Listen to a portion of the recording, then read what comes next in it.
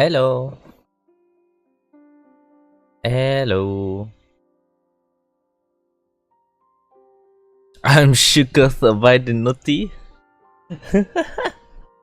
What you mean? Were you doing work while having the notification on?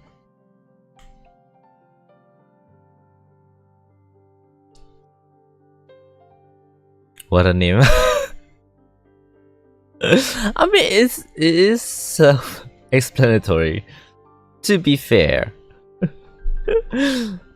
it's two women allegedly could be Yuri on a Honse. You know? Easy. Anyway, welcome in. Hey, time to play the continuation of the main story. Chapter 11. A long way. Very long way. I love them. Well, we'll see if I love them as a character. Let's see.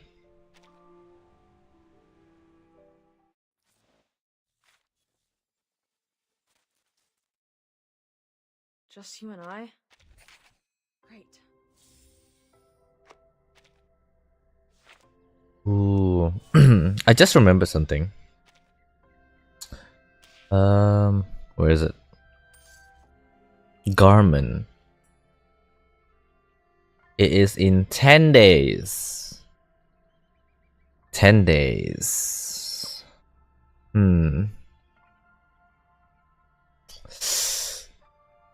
We'll see. I feel like I want one. But we'll see. I'll make that decision within this week. Make sure to take good care of Andre, my boy.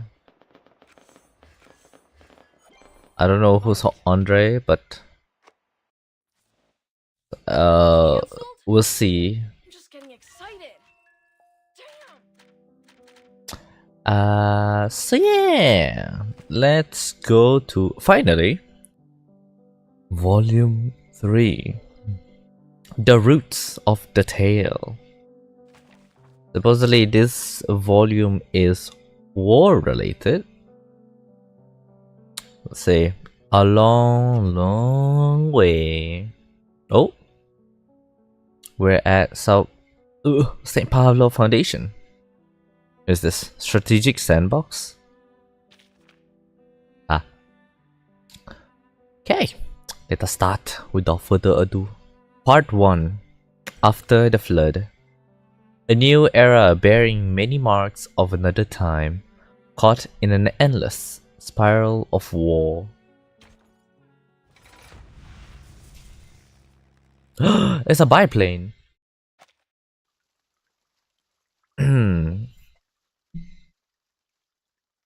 Everyone imagines their future. In most, they grow up, they make friends, get married, and hope to make their fathers and grandfathers proud. We enter this new era full of those same hopes for our future. We had no idea what lay in wait for us. We called it the triumphant opening to the greatest era in history. A rite of passage for every man to be. Join us in an adventure side by side, bound by courage and loyalty. Return home victorious, and let your legend be told for generations to come. That was the future we imagined. Now, those sweet and fitting lies have melted away. Ooh, so bright. More than children, we find ourselves bound, not for adventure, but for an open grave of mud and ruin.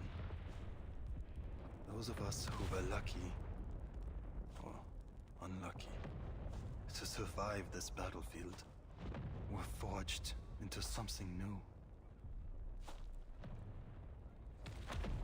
numb, cruel, corrupted. The earth became fire and mud, and all of us devils. What was it that we wanted from this war? To be remembered and celebrated as heroes? Or to forget and be forgotten?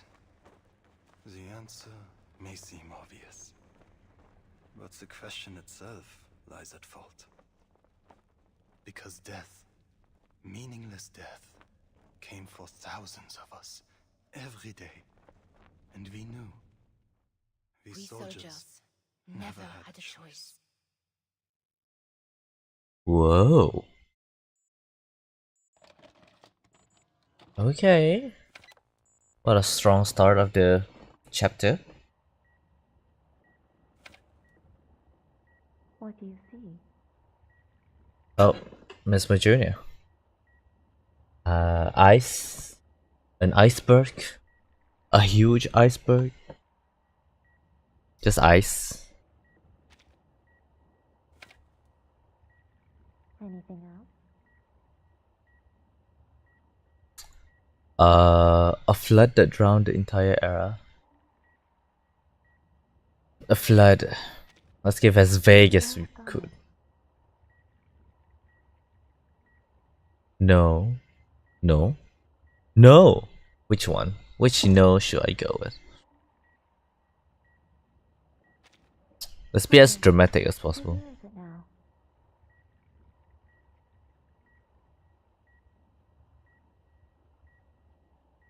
Let's go shock 1920. Subconscious stable. No sign of invasive illusions. Cognition reality match rate normal. Our test subject awakens. Oh my god, wait, give me a sec. What the hell? Question. What's this?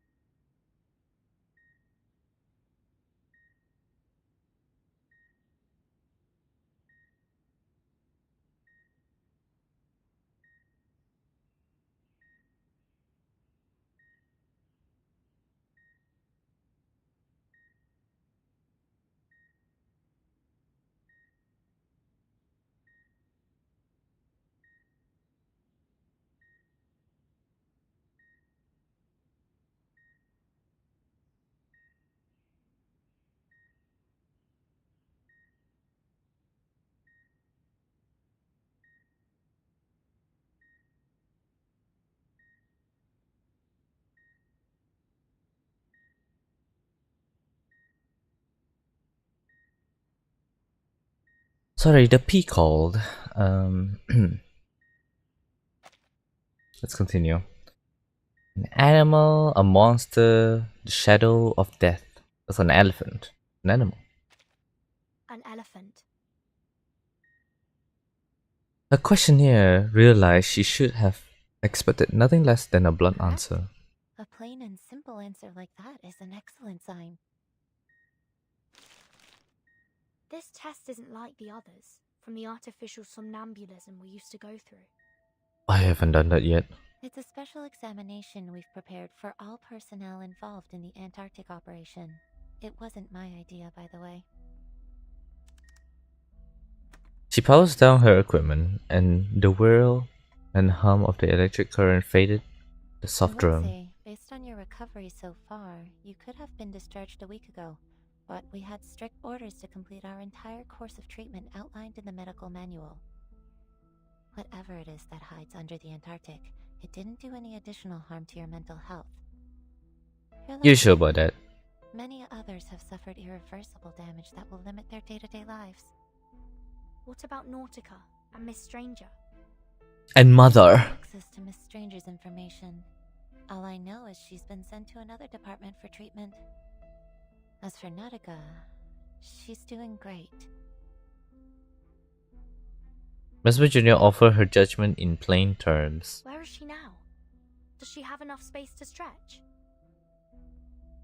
Mr. Hoffman cleared out a lecture hall for her. I wouldn't call it a palace, but it's spacious enough to meet her needs. Too bad, though. Now she's being cornered in there by every arcane biologist, ancient myth enthusiast, and crazy ritualist we have on staff.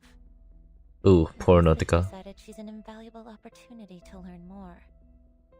You do have access to that hall if you really want to know how she's doing. Just go knock on her door. She's also been asking about you. The therapist evades her gaze and swifts away to end the conversation as she begins to tidy. Ooh. And a soft knock at the door breaks the awkward tension. Ah, Sonetto. Come on in, Sonetto.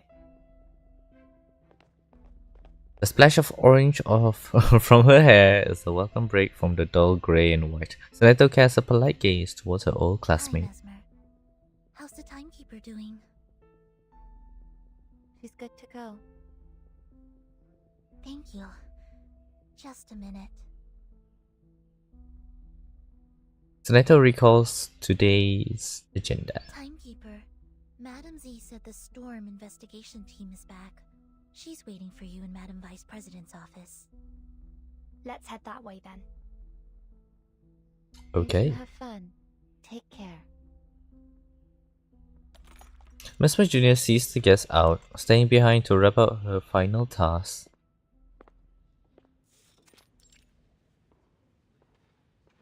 The aftershock from the 10th storm still ripples through the foundation. Through they've long grown used to the changing times, the staff move through the geometric corridors less like a well-oiled machine and more like a clogged altar. In the air now. I suppose because this storm was different from the ones we've seen before. I look forward to hearing what Madam Z has to say about it. I don't intend to waste my time on this anymore. Huh?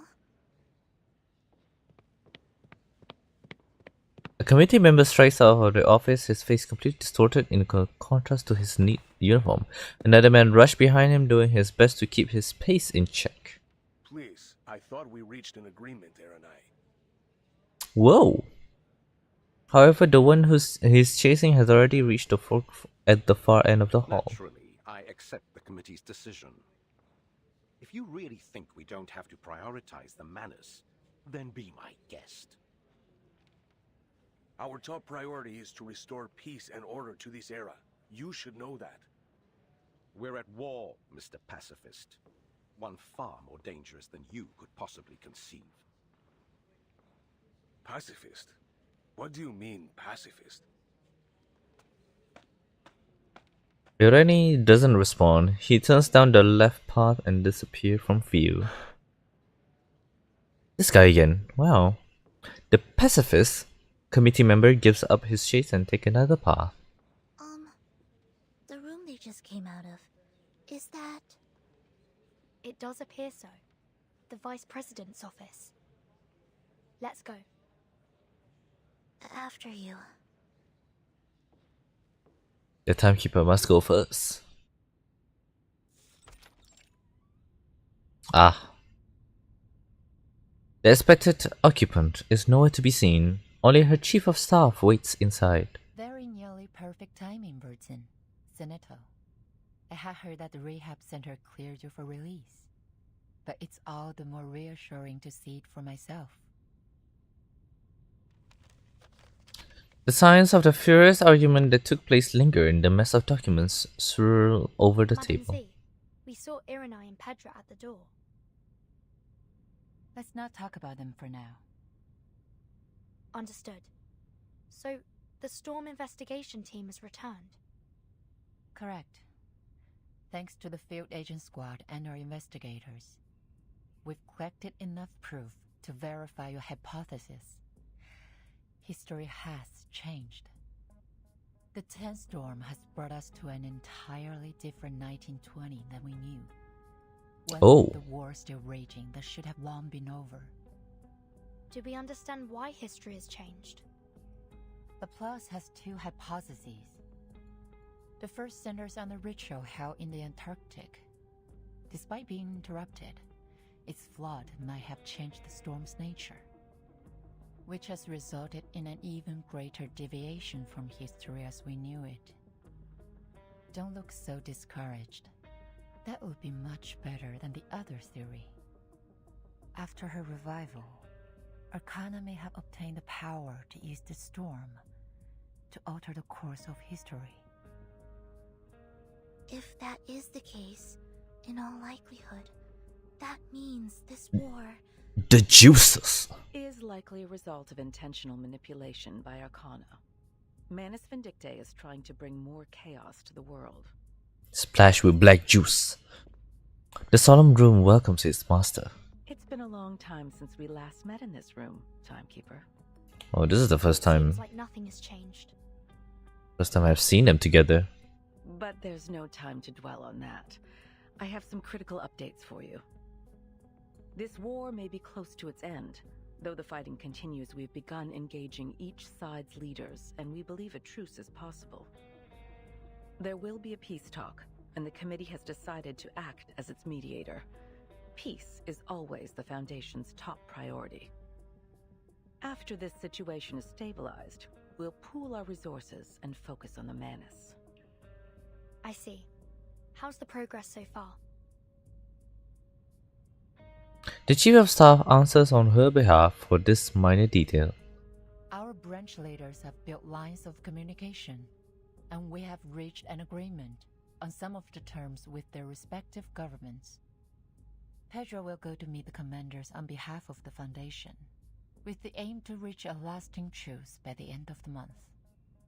If everything goes well, we may be able to restore peace before the new year.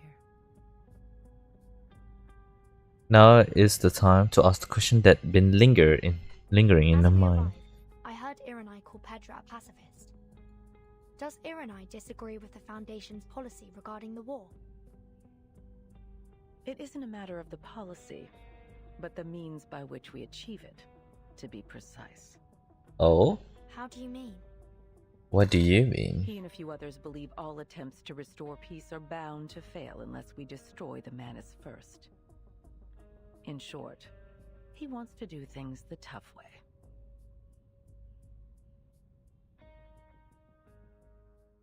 Killing Arcana again?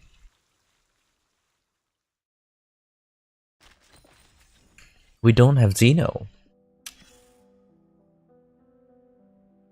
Yet another war. Who will it be this time? That's gonna be the voiceover. Before I click that. Are they saying that Arcana used her black liquid and the flood to change the course of the history and make wars as a diversion? Is that it? Ah, a visitor. How unexpected. There's nothing here now. Only the ashes of war. What is it you want from a place like this? Ah, a Russian. No, sorry, not Russian. A German woman. Oh, I like this. Run along now. Back to your school books. Or swing in a playground, perhaps. This is no place for a girl like you. I don't know you. Naturally, I am no celebrity. Clearly. I'd prefer to keep it that way. Okay. Fame is of no interest to me. Just an opportunity for greater harassment. But the entire world is in ruins now. I have nowhere else to go. And it seems you're stuck here with me. You poor sap. You trekked to the end of the world. Fought a pointless war, and for what? A broken spinning wheel? Even that they took away from you. Along with the girl clinging to life by a thread, before sending you off to the next battleground. Excuse me, are you implying that Mommy Doris is the girl? How dare you? How could you? I hope that rusty old thing holds some kind of secret to saving the world or ending this war. Maybe then you can take on another career before you die. A watchmaker, perhaps. The war will end one day. I have reasons to continue. Oh! Ooh.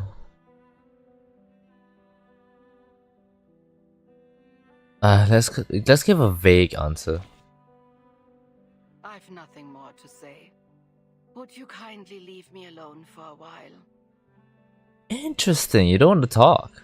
I have no tea or snacks to offer. I can't even recall what they taste like. Go on. Savor the war. There'll be another after this. No need to worry about things going exactly as you'd like.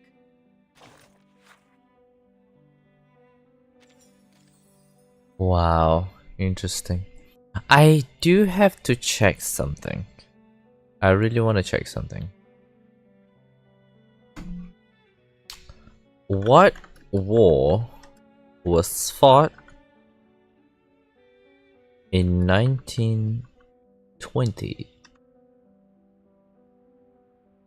It was the Polish-Soviet War between 1990 to 1921. Or the Turkish War of Independence, or the Greco-Turkish War between the Greeks and the Ottoman. There's no German in here, so does this mean they are Polish and not German? Interesting. Anyway, part 2. Old boots. They once belonged to an unfortunate soul, but perhaps they will grant you better luck. Is this another A to B, AB story? Again, going back and forth. Oh, I don't like this. Let's see, there's Caron there. Let's see how Caron is like, as in the main story.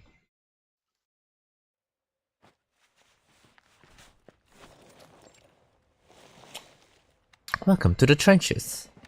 Soldiers lay a corpse on a dry wood plank, making an effort to place their fallen comrade in something resembling a peaceful something. The plank formed from dismantled ammo crates have been formed into a makeshift sled, complete with a small set of wheels.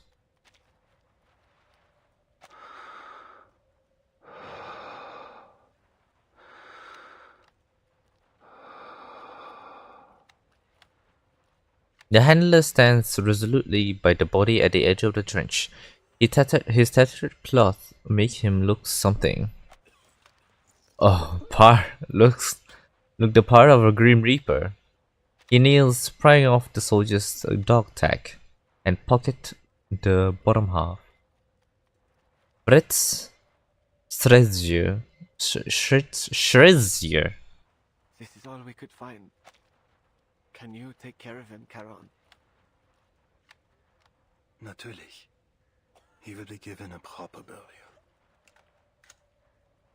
I thought they said this war would end before the winter came.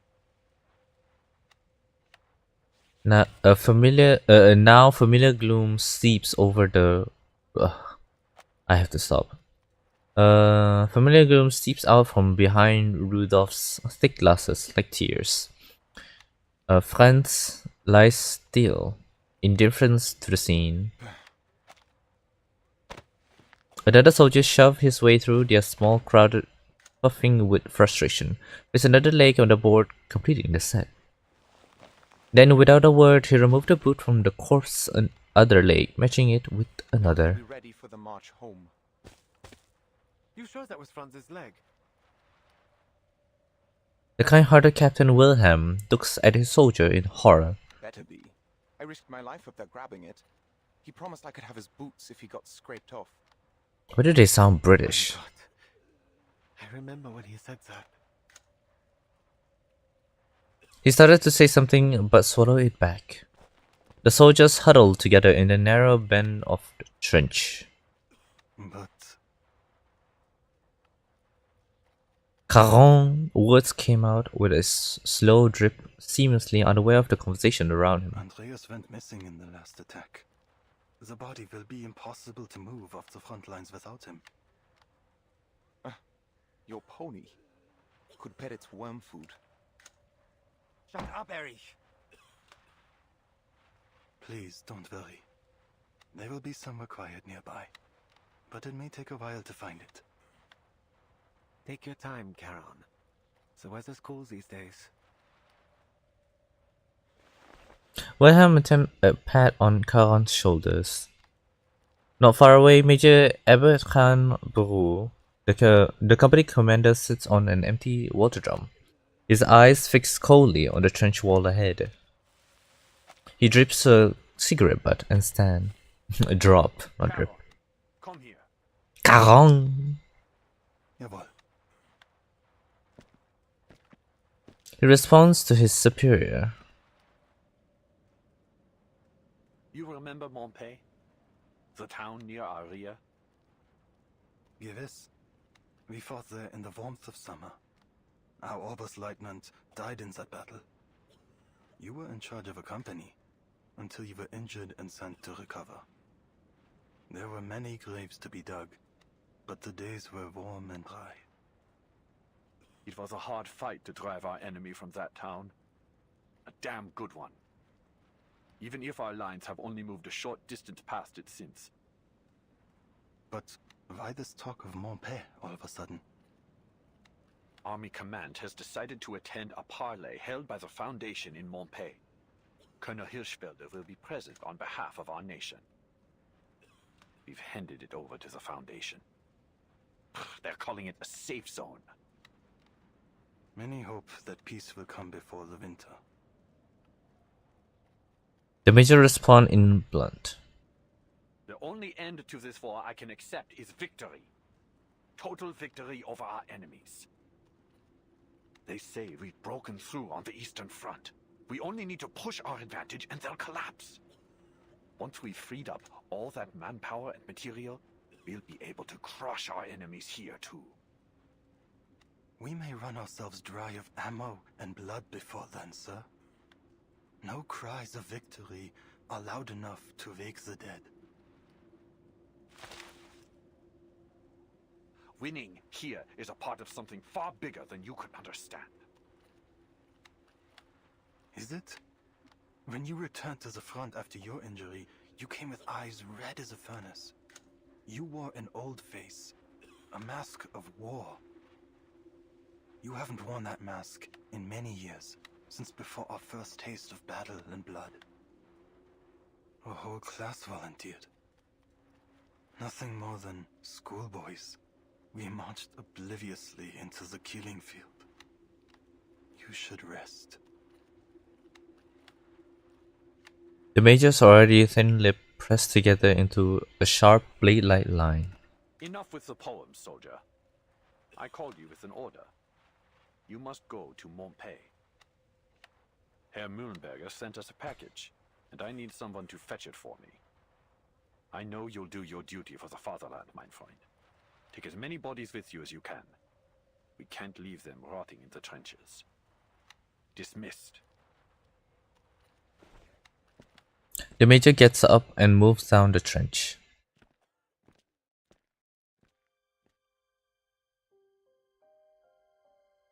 Montpey looks like it had been a nice little town. Before the war. Now, its old streets and laneways are pocked with craters and crumbling buildings. Cruel reminders of the brutal battles that raged through it.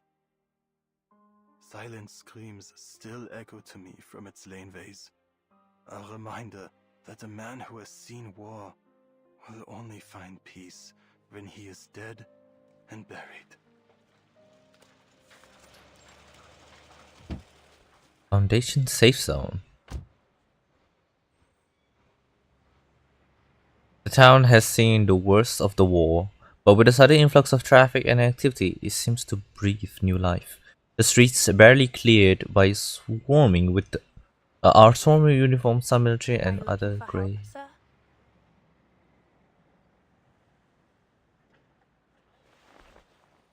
His head cracks in the direction of the voice, finding a young woman, likely a medic. Her gold badge marks her as a Foundation employee, and even more striking in an armor layer over her coat. Hold on, soldier. I'm Krankenschwester Mascha. Please show your face so I can verify your identity. Whoa. Guten Tag, Schwester. What lies beneath this mask will not give you the answer you seek. Here, let this serve for identification. He rummaged out a notebook from his coat, retrieving a folded ID from within. Major Eberhard Braun is waiting on a package from Monpe. He sends his NCO to collect it. He did not say from whom. She received it, studying the card. I see. Your name is Paula. Karen. That is the name the soldiers use, and the one you should use as well. The name you see there doesn't belong to this war any longer. I've heard your name before. She returns the document, then scans around as she wrings her You'll hands. find plenty of packages here. Go ahead and look for whichever one belongs to your Major Braun. But there'll be more paperwork to sign before you can leave with it. If you're willing to wait, things will get moving again once the parley has finished. Time is a resource the dead have in abundance. He looks back at her. His body seems almost Are you rotten certain you're a in the right spot. soldier? The war has taken its toll, but there's nothing you can do to fix these old wounds. You said that you are a medic, Schwester Mascha. Is that why you ask? Yes, of course. Ordinarily, I would be at a clinic, but I was asked to lend a hand here. Where are the dead from your clinic laid to rest? She reflects on his words. We don't have any yet, by the grace of God. Though, I don't expect that to remain the case. There's a bare slope just outside of town. I noticed it when we first arrived here. It could serve that purpose were someone to die. That is good to hear. That someone might die? Damn, that's dark. The delay response leads to misunderstanding. No. The slope. A quiet place is needed. Many of us from the front lines could find rest there. You mean your brothers in arms? All who need burial are my brothers in arms, though they may have once fought on different sides. Should there be any in your clinic that need it, they will find rest there too. In a coffin under a marker to remember their place as is fitting, if you will allow it. So be it. You're offering them more decency than most others would. I'll show you the spot. Is Caron a gravedigger? First, outside the safe zone, the outskirts of Montpellier. Dense wood conceal the most obvious trace, yet small sounds are amplified. You've run late. I barely made it. This whole area is under heavy guard. The soldiers squirt, eyes narrow at a gray-blue uniform figure. He never mentioned you. Give me the countersign. He raises his weapon, framing the stranger in his sight. You hear me? Who the hell are you? Yet his target is unfazed. 2 paths lie ahead for you. What are you talking about? In one, you lead me to your commander. In the other... She lowers her rifle and bows her head in a motion almost like prayer. It stunned the soldier. into perdition. He died. Oh, okay. Is this necessary? These acts of violence are for peace, not victory. I shall unveil the hidden. This ends now. A shot hit, the enemies of peace shall be stamped out. A worthy victory, but the fight is far from over. Again, is this necessary? You could have just do that in a cutscene, you know, or a screenshot. But yeah, why not? The final gunshot rings through the forest, the thick forest, that then fade away. She crouched, retrieving a pouch from the fallen enemy. In the mess of documents and maps, she finds the notes she needed. Foundation, Parley, Hirschfelder. After reading it, she looks northeast. Beyond the tree line lies the ruin of Mum. What about today? What are you gonna do today?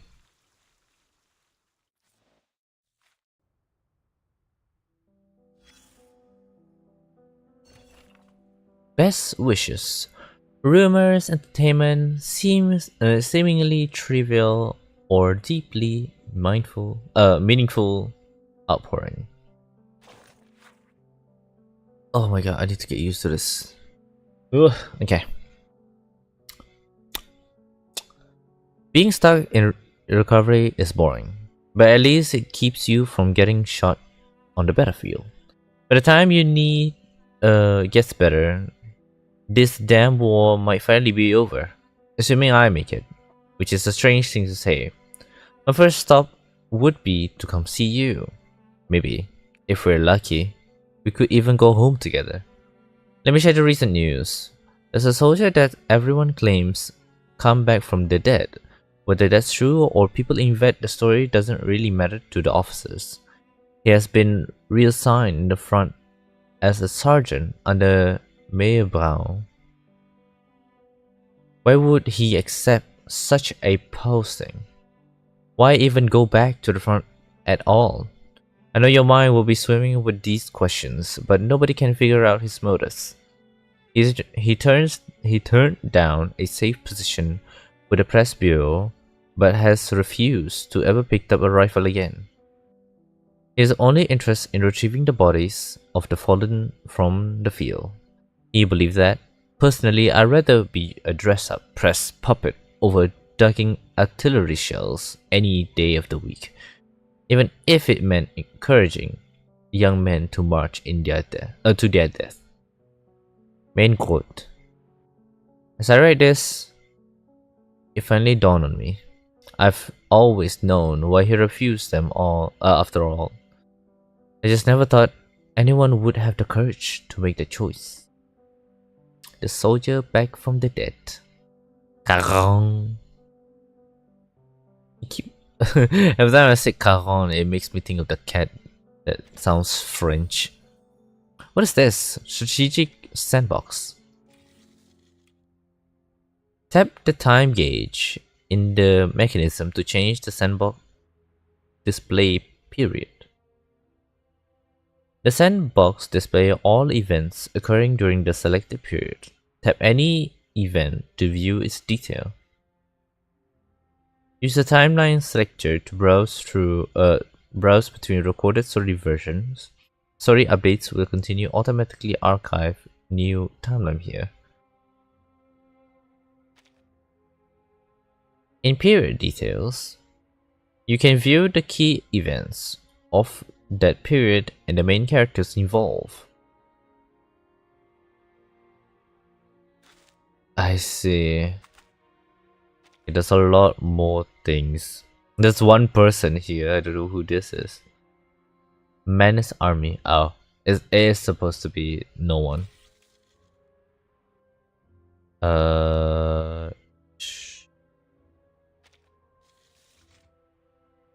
All entry?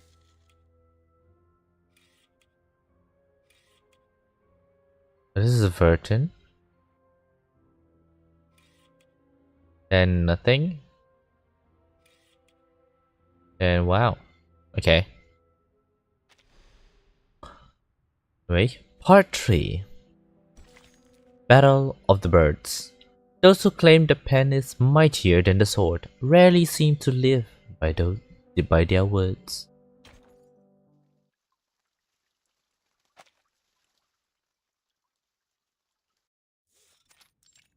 Ah, Are you sure you won't come with me, Capitan? after a long rest, Lilia reads up for her Admiral next Thom mission. assigned this mission to you personally, not the whole team. Besides, Madam Z asked me to stay in the headquarters. Isn't it going to be boring waiting around here?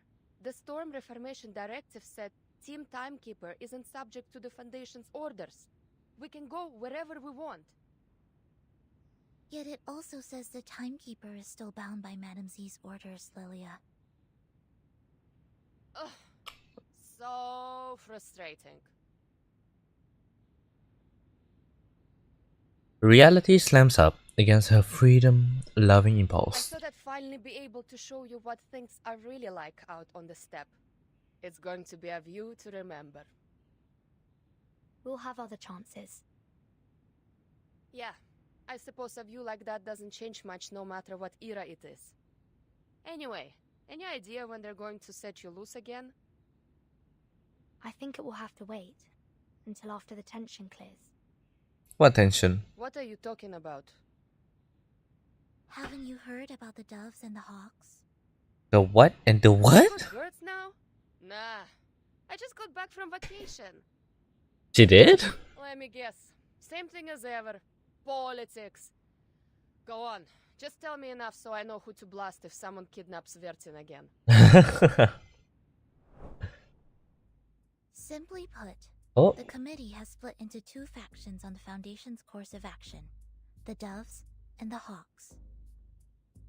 The Doves insist on seeking peace through diplomacy, hoping to secure advantages in the post-war political landscape. Uh-huh. And the Hawks? They believe that the governments we're dealing with have been infiltrated too deeply by Manus Vindictae, so diplomacy is off the table.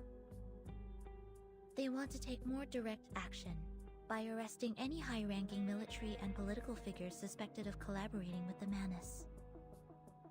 Really? I would have never thought we'd do something like that. Efficient, the kind of plan I like, but also like it could be the mother of all messes. Precisely. That's why the Doves prevailed, at least for now. Lilia shakes her head. She had enough of politics for one day. Complicated. So what side you on, Capitan? The I'm dove. not on any side. The middle. We do both. Departure time. She mounts her Su one. I'm on your side. Das Korova. With a sharp roar, the flying broom shoots out a blast of air, and soon enough the seasoned pilot vanishes into the clouds.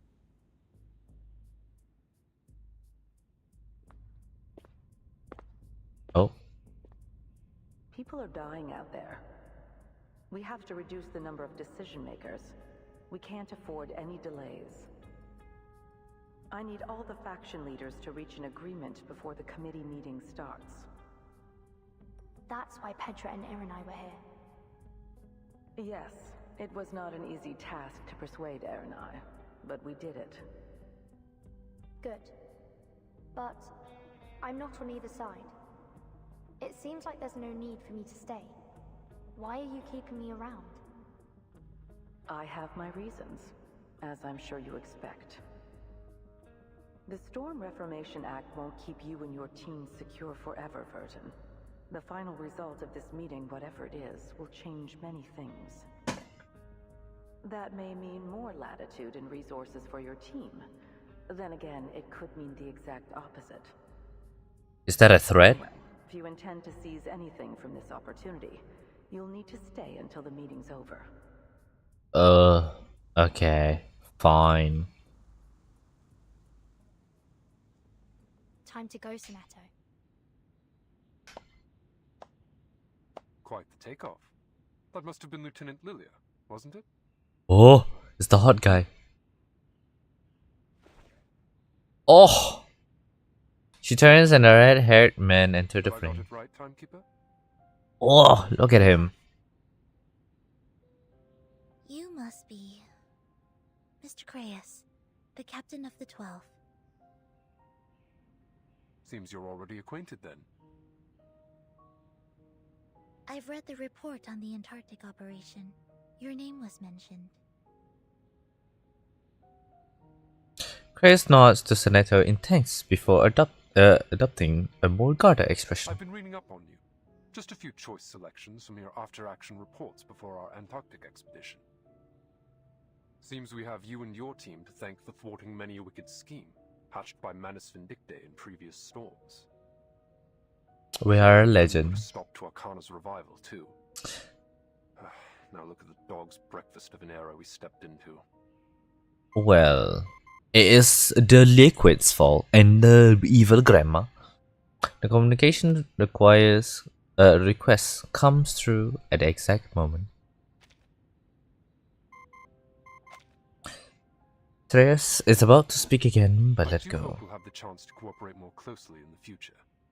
Feel free to call on me if you find yourself in need, Timekeeper. Thank you, Mr. Creus. I'm afraid further introductions will have to wait. We're called elsewhere. The briefing counter ends. Chris remains where he is, pressing his communicator. Speak. I passed along our intel about Manus Vindicte's possible infiltration of the safe zone. Anyone's guess if they're gonna do a damn thing about it. And Marsha was seen leaving the safe zone with an odd-looking German soldier. Any idea where she's heading? I kept my distance.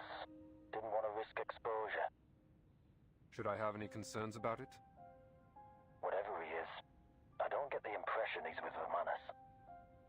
He came up from the lines, started a conversation, and just like that they started walking away. You're jumping at shadows, Chris. Ever since Antarctica, it seems like you've been imagining phantom oil stains on everyone we meet. He leaves the remark unanswered. On the other end of the call, it's a clear directive. All the same, keep an eye on her. And take my eyes off the town.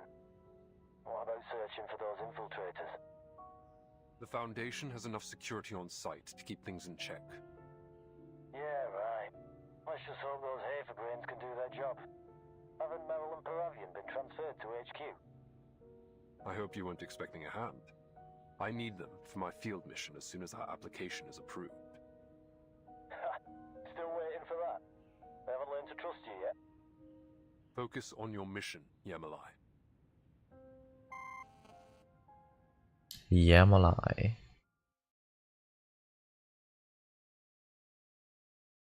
Not many of us have any real idea what it's like to view the trenches from above. But in my haunted dreams and flashes of imagination, I picture them as claw marks. I keep returning to that thought over and over again. The image of some terrible monster ripping the earth apart with its claws. Then we hide, trembling like maggots in the wounds it leaves behind.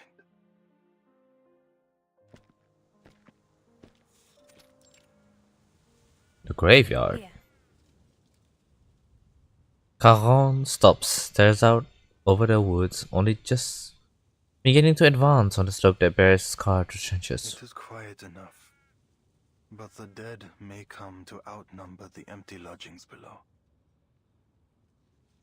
I wouldn't have thought the dead mind having neighbors. The real trouble is how far it is from the clinic.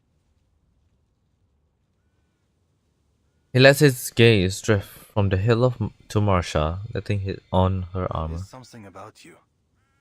A contradiction lying under cloth and steel. I know what you want to ask. Yes, I was a knight once. She preempts the question what she learned to expect. Like other Arcanists, I was enlisted in a special unit and sent to the front as soon as the war started. This armor is only a habit. I'm a medic now. It's not much for protection. Modern bullets go through steel this thin like paper. But I want to remember. Only in death does the duty end. Yet you live again with the Foundation. Noch eine deiner Fragen? Diesmal werde ich dir keine Antwort geben. Stumble on his resort, like a clumsy soldier stuck in mud. There was no ill intent. The ways of this war do not fall upon your shoulders. Our path is not chosen, nor can it be escaped. The end to our war is found in the grave. I know. Death shouldn't be the only way a soldier like you can find peace. Masha glanced back. The views of Montpellier is I'm blocked. needed back at the clinic. I need to remember how to pronounce that place name.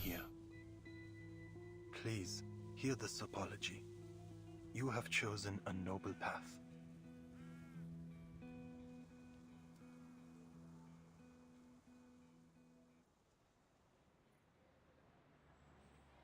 Inside the safe zone, the first round of talks has concluded. Colonel Hashfarder exits the building draped in Foundation banner, adjusting the officer flanking him tightly. Meeting is over. His aide draped the coat over his shoulder. The colonel's mood is sour, his eagerness. Oh my god, his eagerness to end the talk is obvious. Commissioner Pedra follows at a respectful distance, maintaining proper decorum. Our proposal really is in everyone's best interest. Please, give it a bit more thought, Colonel. Our best interest, yeah? You have failed to convince me. All I see is the insistence that we pretend this war is not going in our favor. And I will have no more of these ridiculous conspiracies concerning Manus Vindicte. Our war and our victory have nothing to do with this terrorist organization, or cult as it may be. The decisions of His Imperial Majesty's government will only align with a rational assessment of the facts at hand. We fully understand your concerns. Words without action. Would you at least consider a temporary truce? Keep your forces at the front, but halt all active military operations. The military delegate entered the car, idling There are two roadside. sides to every truce, Herr Negotiator. Our enemy has yet to show any hint of sincerity. You are referring to the assassinations. Do these Schweinehunde have any honor? Sending their snipers after our high rank? Oh. Oh my god. Oh my god. What the f- Oh my god. Oh. What the hell? What the? Time melts back into motion. Shot erupt. Step thunder. What the hell? What the hell happened? A bloom of crimson explodes out from the colonel's neck. Staccato's heartbeat thump in a rising crescendo to meet the distant. Oh my god, reverse. You with your unnecessary words. Oh my god. Very novelist with the words here. Okay. War has break out. Right up is someone yanking at his collar. The pulse grows. Oh. Oh my god. Soldiers dive towards their fallen officers. Chaos drowns out all else. Sanitäter! Der Oberst wurde getroffen! Wir brauchen einen Sanitäter! Los, bring den Oberst in die Klinik!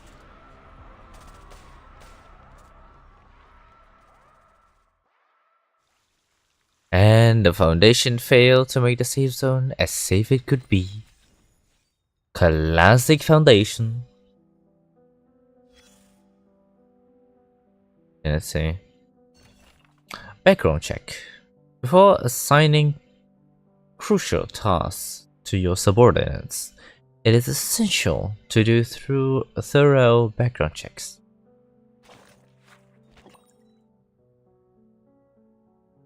Aw, is a dog and a crow.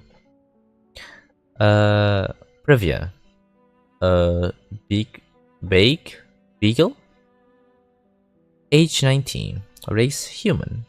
Background graduated from Xeno Arms Academy. Served as a visual officer within the Vigil Bureau under the direct command of Sirius. They contributed to the resolution of multiple critical cases. Later transferred to 12 Squad, the most devoted member of Sirius Circle. Combines passion and bravery with a concerning level of idealism. This squad's morale would undoubtedly suffer if that loyalty were betrayal. Foreshadowing. Eumolia, Hound, age 37, race human, background civilian, previously bought into Visual Bureau via Sirius' personal recommendation. Served as a visual officer and participated in several classified operations. Later transferred to 12 Squad. He has an extensive criminal background. It's no surprise that Sirius keeps him on a tight leash. I wouldn't want to be the one who decided on his call sign. Meryl, a blackbird, age 16, race Arcanus, background a storm orphan taken in by the Foundation, educated at SPDM, and upon graduation invited by Sirius to intern at Visual Bureau. Later transferred to 12 Squad, SPDM. He's never had much patience for rule followers. Seems even Sirius knows 12 needs arcane talents. Though judging by her grades, his standards aren't exactly demanding. Yes, leave a few recruitment slots open for 12.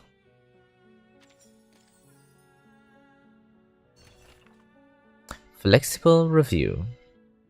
There's room for flexibility when conducting review. Internal review report. Lieutenant Lilia's escape during the Sao Paulo incident was facilitated by Mulder, a key figure among the rebel forces. For full details, see the appendix containing the report submitted by Lieutenant Lilia. Following the completion of Xeno Arms Academy's internal restructuring, we have initiated a thorough review of its special personnel to clarify the circumstances surrounding the rebellion and to prevent other incidents. Under these circumstances, it is advised that Lieutenant Lilia remains at Foundation headquarters for further investigation rather than joining Team Timekeeper's Australian deployment. Australian? Okay. This month's interrogation transcripts are included as attachments. This month's interrogation shows Lieutenant Lilia's growing impatience with the process, though she continues to provide necessary cooperation. When comparing statements from Xeno's special personnel files with the interrogation records, there are still multiple inconsistencies that requires further verification. This month's interrogation transcripts are included as attachments. Conclusion: no further action recommended on Lieutenant Lilia's file. Summary: none. This review has been terminated unexpectedly, and I must emphasize that no additional explanation will be provided regarding this decision. I pen this note solely to remind all reviewing officers that our responsibility ends with following the directives. Nothing else matters. Your dedication during this 2-month process is appreciated. This document will be securely disposed of following initial internal distribution. Okay. Part 4. Grayish blue. Oh, I didn't read the description. Well, later then.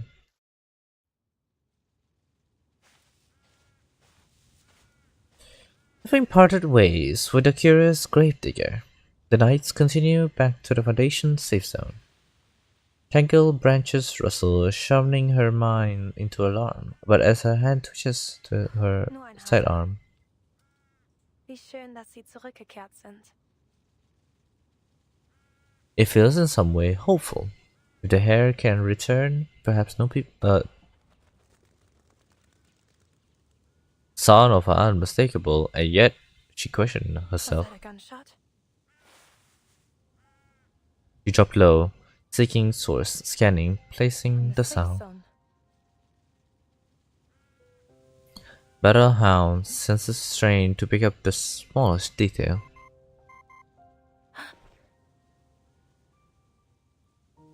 The abrupt alert tone startled her upright and out of cover.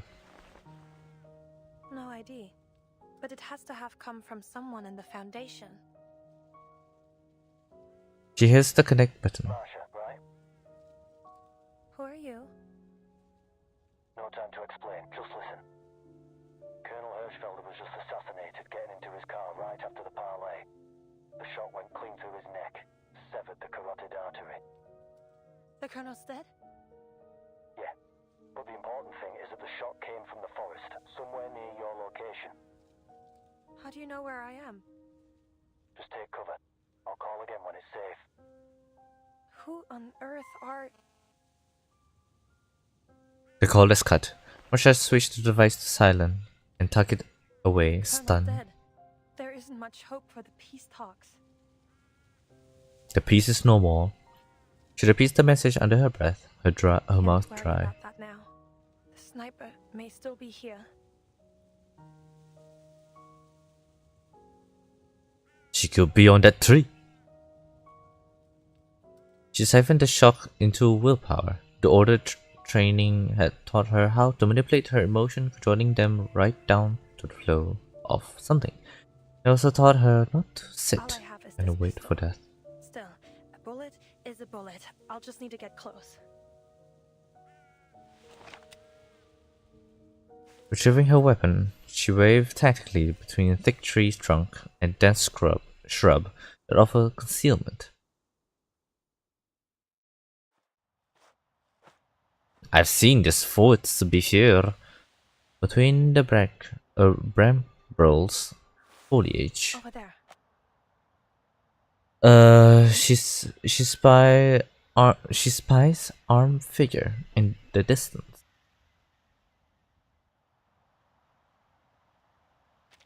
Who's there? Evidently, she has been spotted too.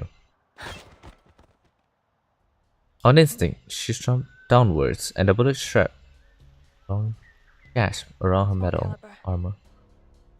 5 of them, 2 with machine pistols. Their uniforms, unclear in origin. Come out! Oh, a fury of follow-up shots shear bark and skin, pitting her armor with splash of blood. She leaned on her training, slowing her heartbeat, and leaving her bleeding. One alive. Now, to get a little closer.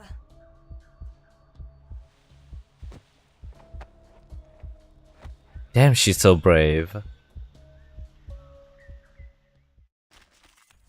Oh, we're fighting? Let's go! Your only choice is to kneel. Are they the snipers? I doubt it. Those aren't snipers. There! A white robe! Looks like a medic? She's alone. Take her out! Is it? Wait, doesn't that... Oh wait, no, the Geneva Convention didn't happen yet. Never underestimate your enemy, gentlemen. Let's salute. But I think the Geneva Convention already did happen. Let me do a little bit of Google search.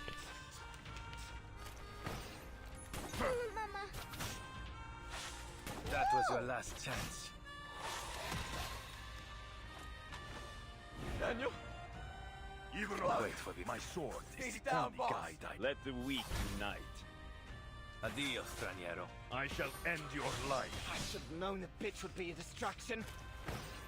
Who made that shot? Oh,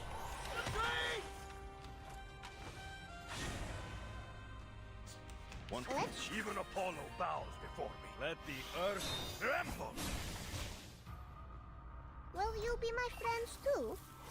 They'll die faster that way. It hurts!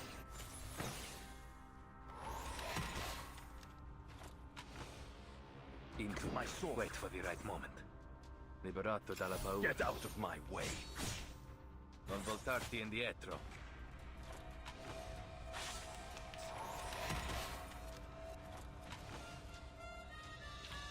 You have done well, comrade. okay. So I have checked. This is the time before the Geneva Convention has been enacted. Okay, so I was technically right.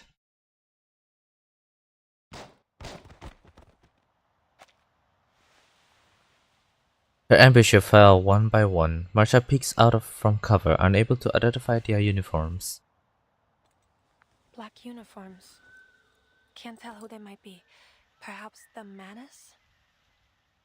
Never mind. Who is it that helped me? Could you... While Marsha is pondering this, a few dried leaves land on top of her head. Huh? She looks up to behold a clothed figure. A rescuer bear a rifle, heavy caliber scoped, and a dangerous inference is drawn in her mind. Yet Marsha You who shot these men? Do you know who they are? She feels as if the question are only pebbles lobbing too tightly You to must reach. have something more to say. Why bother showing yourself otherwise? Tell me, what is it that the Foundation concerns itself with here? That's no secret. We're working on a parley to end this war. But one of the representatives has just been assassinated. These soldiers dressed in black could be our culprits. She's the one that shot it. They were sent forth to protect Hirschfelder, though they tarried too late. Wait, you know Hirschfelder? Do you have any idea who shot him? I did. I did. You... you... Acrid smoke stained her eyes, blinding her vision. Why?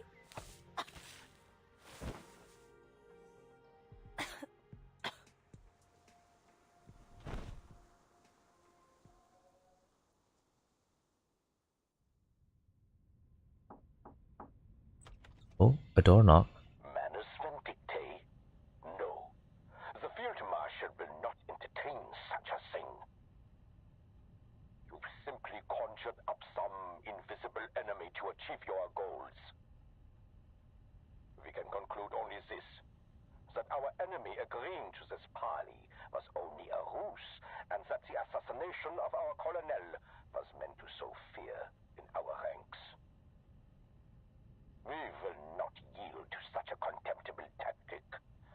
They have chosen war, and we will answer in kind. The line is cut abruptly, leaving no room for negotiation. Confusion and tension ripples through the office, simmering like a pot ready to boil. The assassination in Montpellier has been a serious blow to our global efforts. Many nations have withdrawn from our peace talks in response. Did we lose anyone? No. Our investigators on the scene confirmed they heard just a single gunshot at a time. We do have a confirmed sighting of the shooter. Yes, I heard. Yet they didn't fire on her. Which means our shooter isn't likely to be with the Manus. The chief of staff nods in agreement, then lay out the situation at hand. The Hawks have reacted strongly to this incident. They're calling for the Foundation to enter a state of war readiness again. Iron Knight gave quite a speech at our last meeting. It's clear the moderates are wavering over to his side.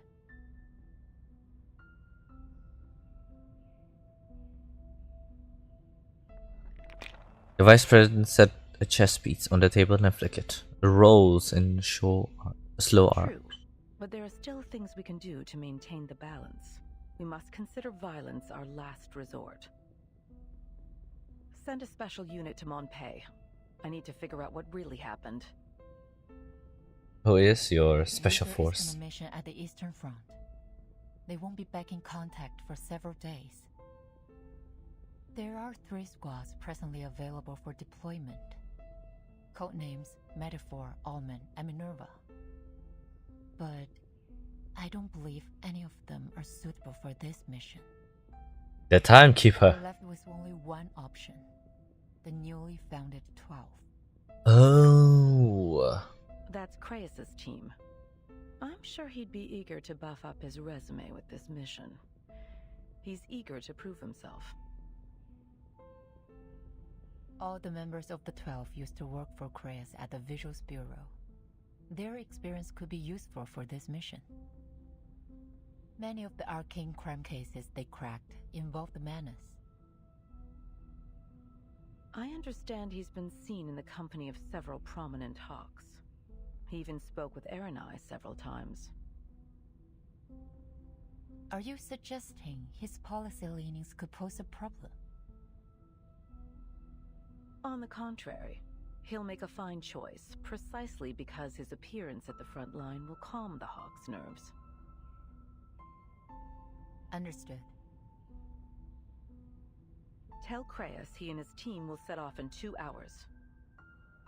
There is such little time to be ready. Of course, it's Constantine that makes the orders.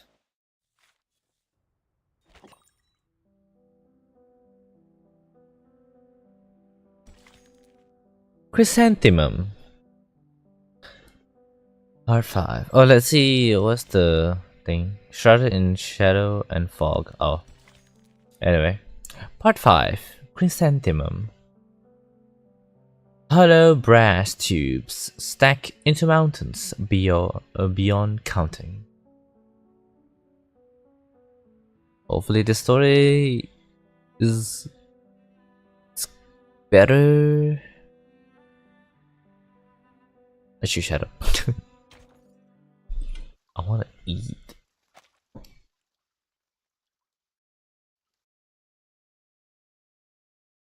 Ah, caron. Since the first grenade exploded in our trench, we've been dreaming of the moment when the guns fall silent and our commander calls out, "The war is over." The marshals will attend the victory banquet in His Majesty's palace, and the officers will pin shiny medals on their chests, and we will get to go home.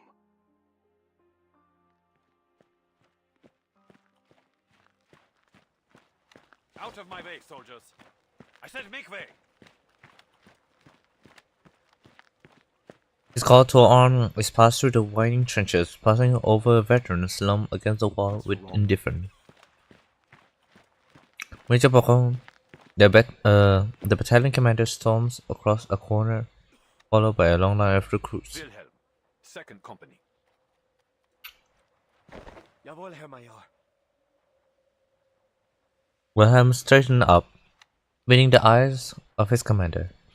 Major Baron points to the line of recruits behind him, their face blank and strangely foreign. You will be in charge of these runs from now on, and I'll need you to choose the pick of this litter to join the stormtroopers. Jawohl, Major. The major clap Wilhelm on his shoulder. He clears his throat. Soldiers, I have some bad news.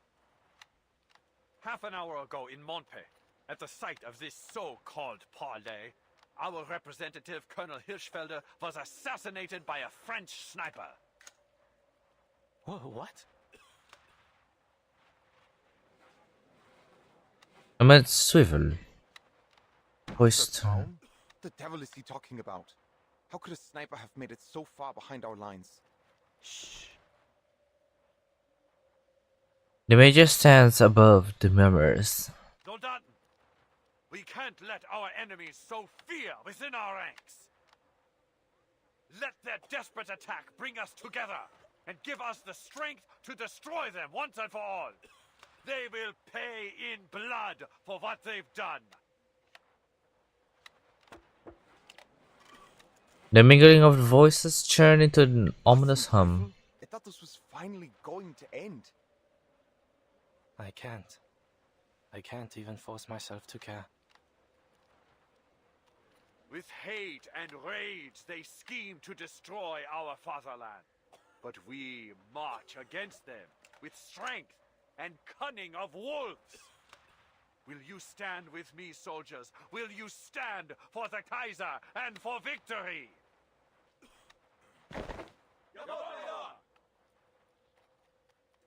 They're good. You've shown me your steel, soldiers. You are the pride of the fatherland. Victory lies ahead, ready for the taking. Now take up your rifle and get back to your positions. With his impromptu speech over, he dropped down from the firing platform and leaped forward down. Second company new recruits tote bags so heavy they looked liable to sink into. The company vest goes in. What's that you're holding? You got a fresh tin? Eisencow? Sausages? The caution slides off the recruit, slipping down through the cracks of the board at their feet. Some glance up from under oversized helmet. God, did you see the way they looked at us? It was like there was nothing behind their eyes. Erich, did you notice? I don't think they understood a word you said. Shameful. Eric throws a hand in the air, shaking his head as he walks off. But Wilhelm musters up his sense of obligation as company commander, patting a new recruit helmet enthusiastically. Follow me. I'll show you to your dugout. Mind the gaps on the duckboards. Herr Hauptmann, perhaps first we should drill them on keeping their heads down and avoiding artillery. Remember how many comrades we lost in our first days? Not now. First we need to... And half of them dead. Take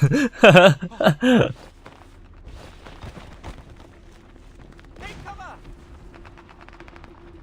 Get in there, move!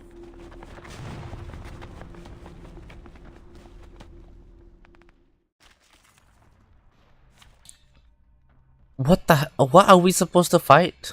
The bullets? The artillery shells? Welcome, friends. The materials. Watch my hand. I'll tell you where to run. Understood? In Deckung, boys. Come on, don't just stand there. Follow me. Everyone's panicked. Rudolph, give me a hand. We need to get them moving. Let's salute.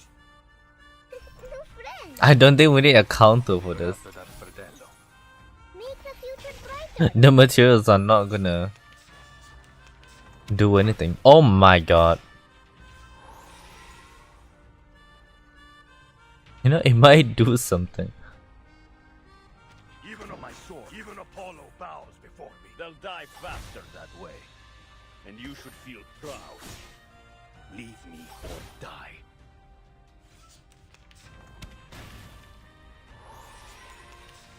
Once you wait for the right moment. Let the earth tremble. Liberato dalla paura.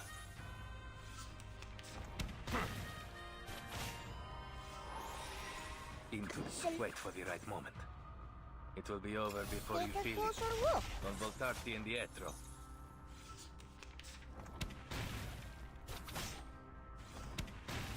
How many artillery shells? Oh, okay. You have done well, comrade.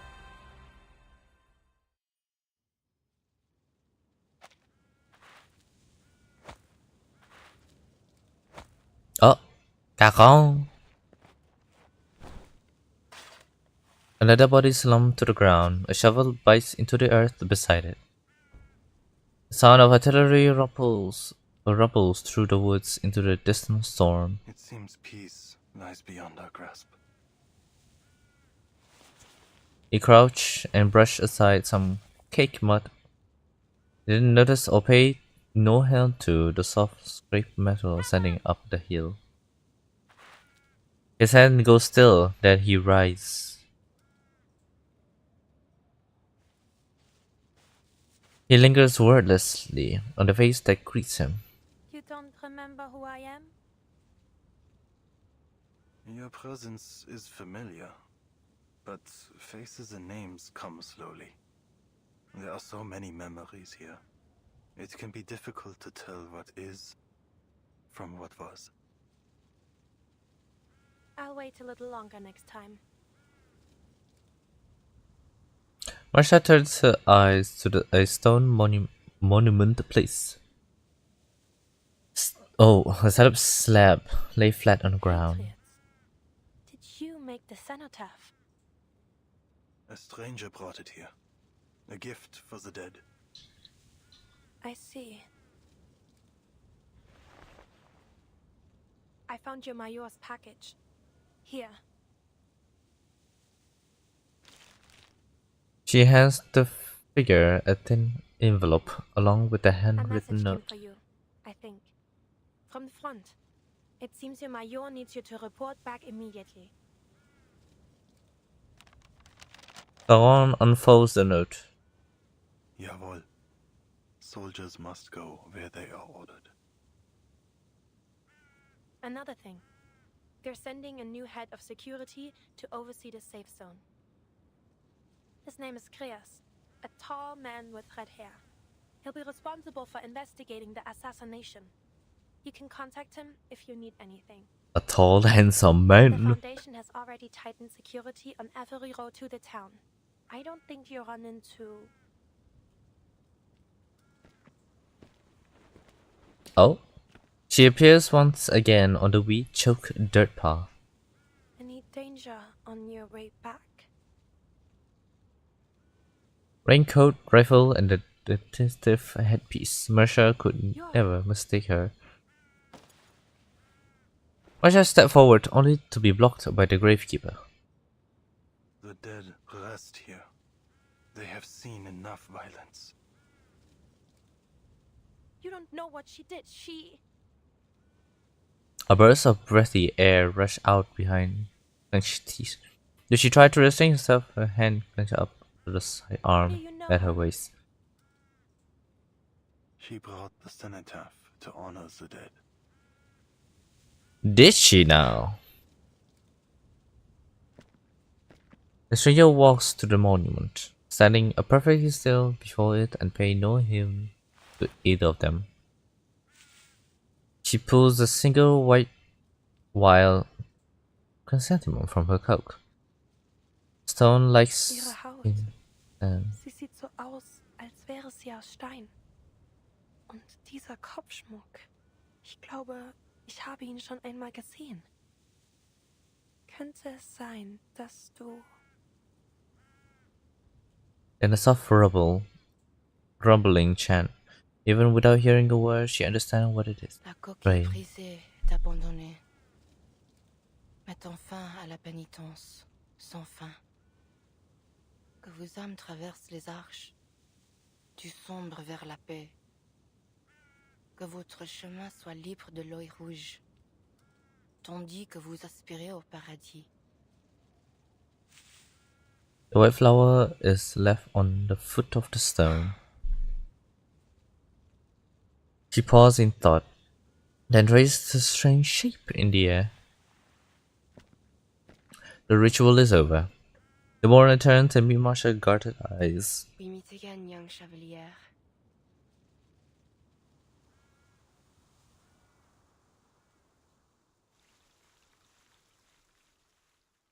Okay. While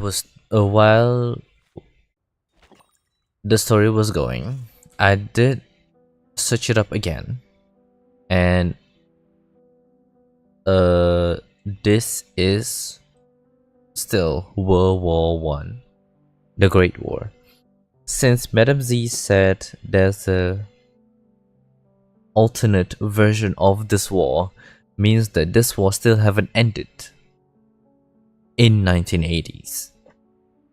So they are still at war. Yeah. Both sides, French and the Soviets. Oh, I'm sorry, Russian. The Soviet wasn't here yet. Cloak and statue. In times of war, unreliable information spread faster than truth, making it impossible to separate facts from fiction. Listen in. Have you heard about the Sentinel? I saw her that night. Before anyone could react, old Noah was already down. The shot was unbelievable. Did you get a clear look at her? It was too dark to see much, just a figure wearing a cloak. But I'm almost certain she was carrying a Lebed rifle. It's probably on our side. I wouldn't be so sure. It says she's the one that took out General Mati 2 weeks ago. Might be someone playing both sides. Either way, having the warmonger gone is good for us. All out, that hurts. Bear with it. I'm almost finished. Marsha soaks a towel in cold water. Bring it out. The wounded soldier fever still haven't broken. Her eyes move from one amputee to the next, checking each stump for a sign of infection. Listen, and the soldier cuts in, his face wrapped in bandage with only one eye visible. The Sentinel didn't take sides because she isn't human. That's no rifle. It's a javelin or a sphere. And she got wings, silent as a bat. During the day, she turns into a stone statue. You could walk right past without noticing, but at night she comes alive and hunts. Ever seen those church gargoyles? That's exactly what she looks like. Maybe those wings were just her cloak, the first officer insisted. It's more than that. My comrades saw bullets hit her, but she didn't even flinch. Like they were hitting a solid rock. Hey, Johnny, isn't that right? Johnny? Marsha paused before looking up.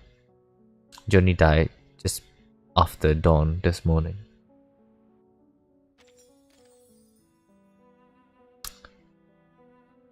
Wow. I don't know how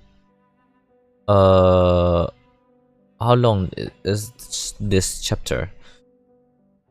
I'm so sorry. I have to like do a lot of research because I kinda didn't ask a lot of things about chapter 11. I just want to check how much parts is it? It's 24. So I could probably stop on part 12. Okay. Anyway, let's continue. Part 6. A push for peace. Inside the briefcase lies irrefutable evidence that peace is possible.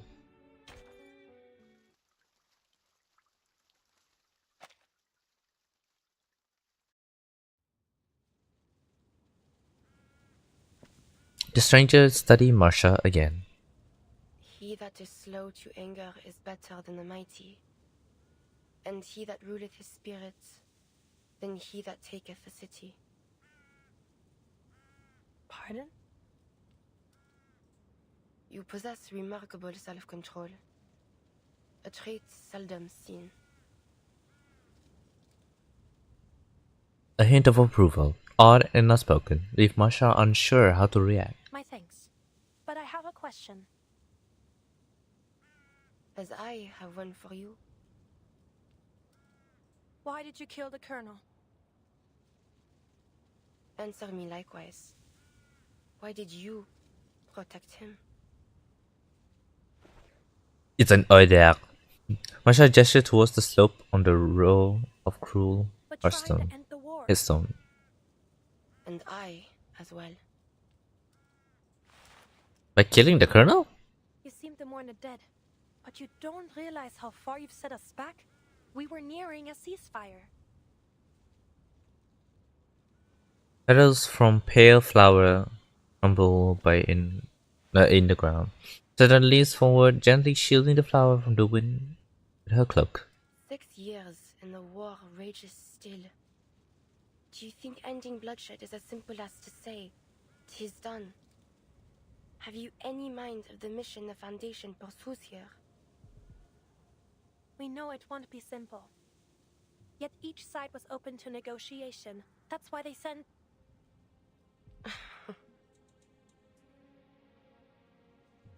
The chuckle is weary and dark.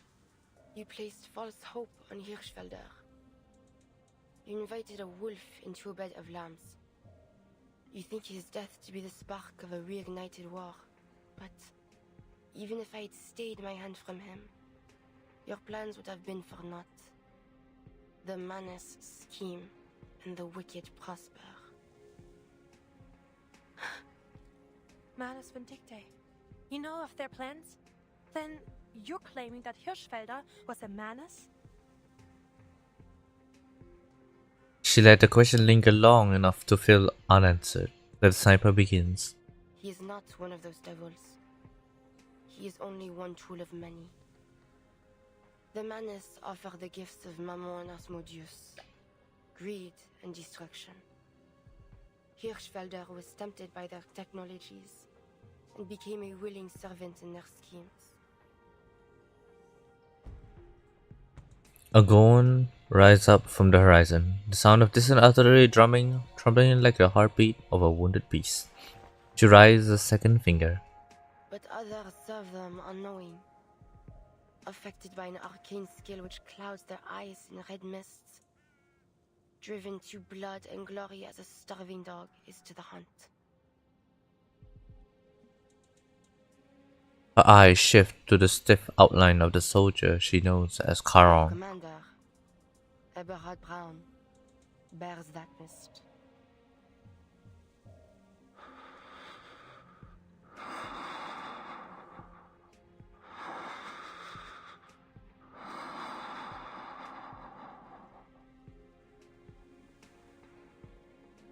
It takes a moment for the words to find some impact. When he speaks again, it seems to be a change in his voice. Then will you see that death comes to him, as you did Hirschfelder? That is not yet certain. I do not kill without purpose. Caron does not seem to find a reply, his mouth concealing a trace of his emotion. The Manus. Can you confirm any of it? The Foundation could make use of any intelligence you have. We may be able to save these peace talks. But we will need proof. All is vain. There is nothing new under the sun.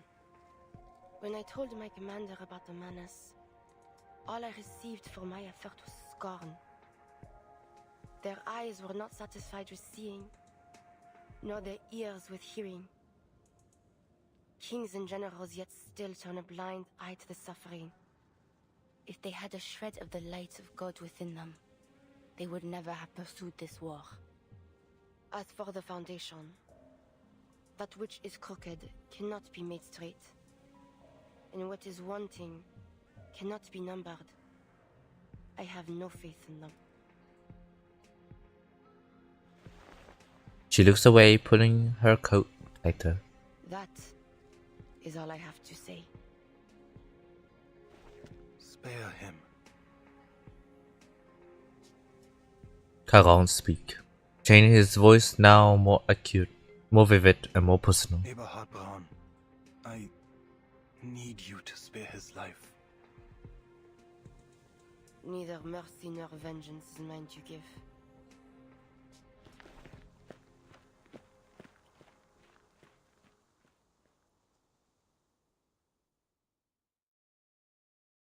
Oh, is Caron talking?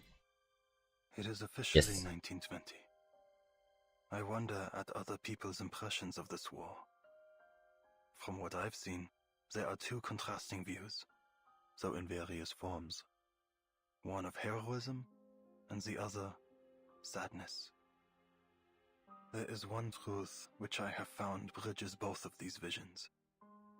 Despite how cruel it may sound, this war is the prelude of a new era. I have to believe that, because if this death and destruction so unparalleled in history does not herald change, then there is no hope for humanity.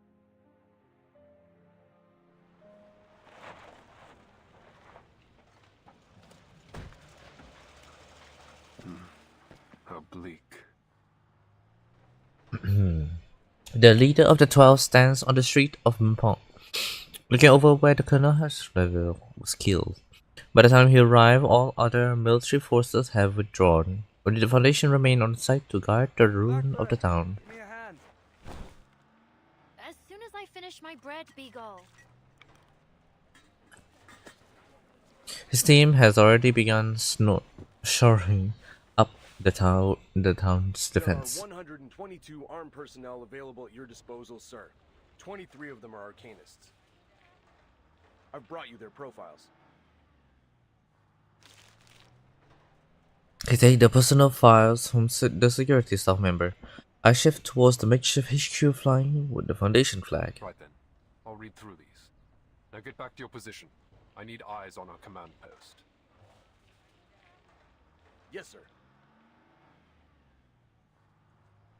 The staff member walks away, and in the same moment, a curiously armored field medic.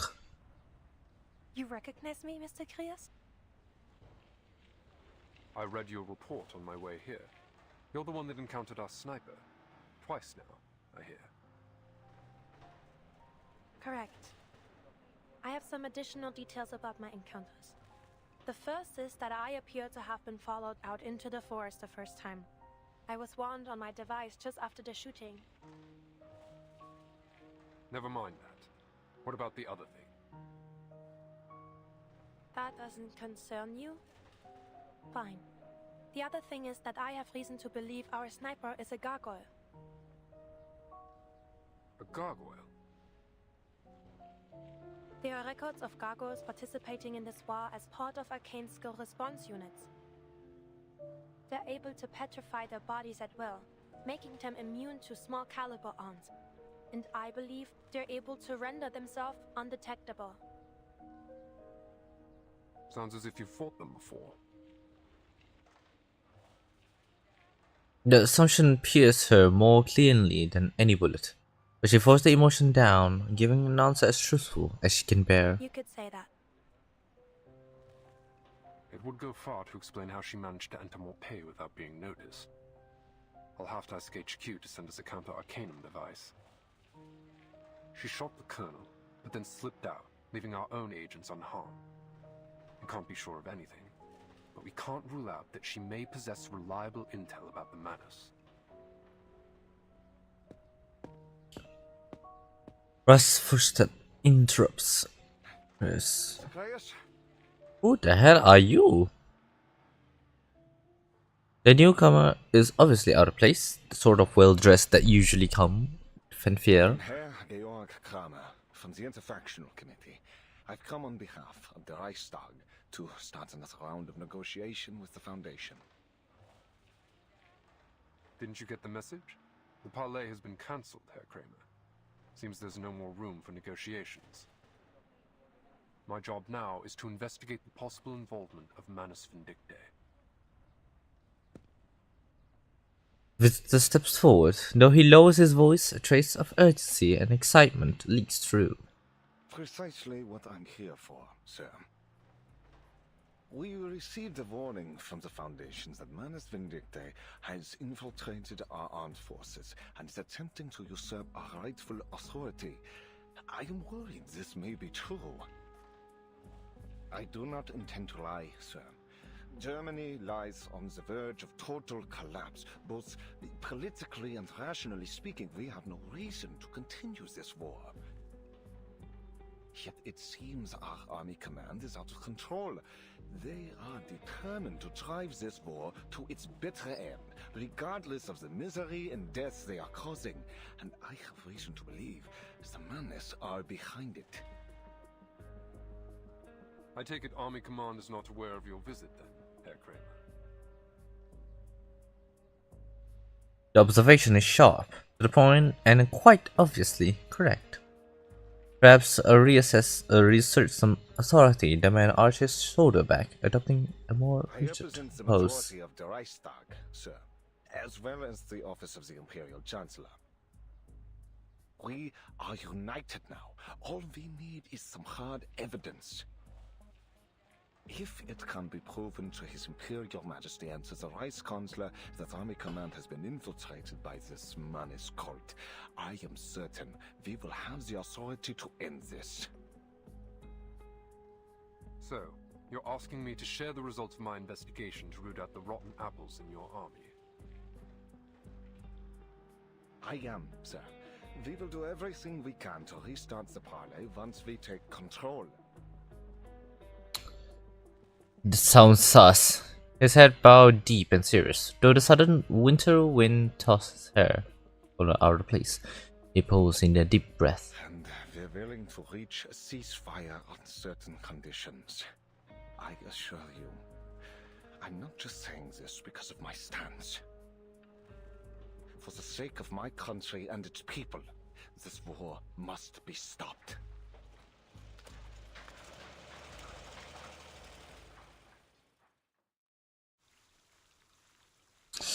That guy seems so suspicious. Very, very suspicious. Part 7. Under the Veil. The bullets spare neither the kind nor the cruel. All are caught in the same tragic fate.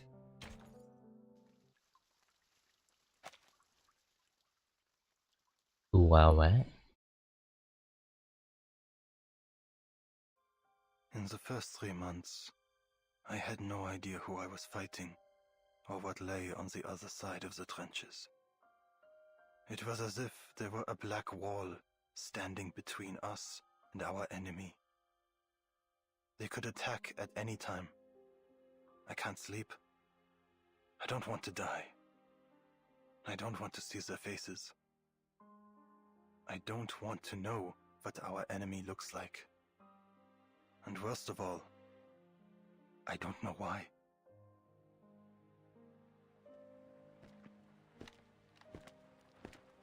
By the time Caron returns to the trenches, the most recent bombardment has already ended. A trench can never really be called calm by the ratchet of machine gun and cracked off rifles. The shelling hasn't changed much. A few new craters to replace the old ones. You're back, Millman. Tell us, where did you take little Franz?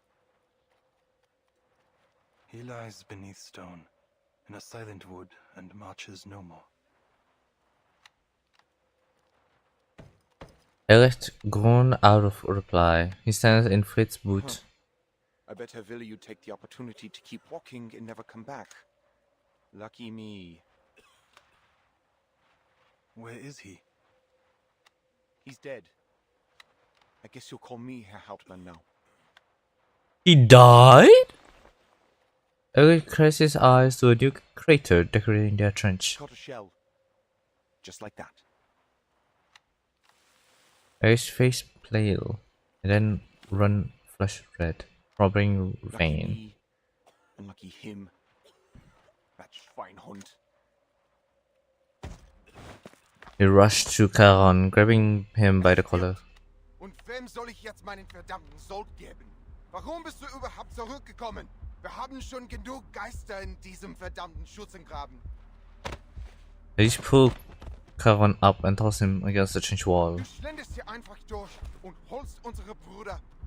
Du begräbst sie. Warum? Warum darfst du zurückkehren und sie bleiben tot? Wirst du uns verhöhnen? What is wrong with him? Charon slept but does not fall, making no effort to fight against Yuri's strength. Der Tod verspottet nicht. Und er kann auch nicht aufhören, zurückzukehren.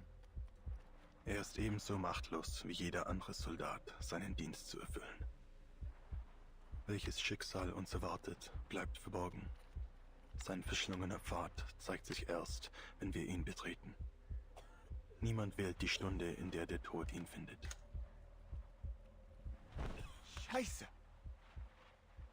Language!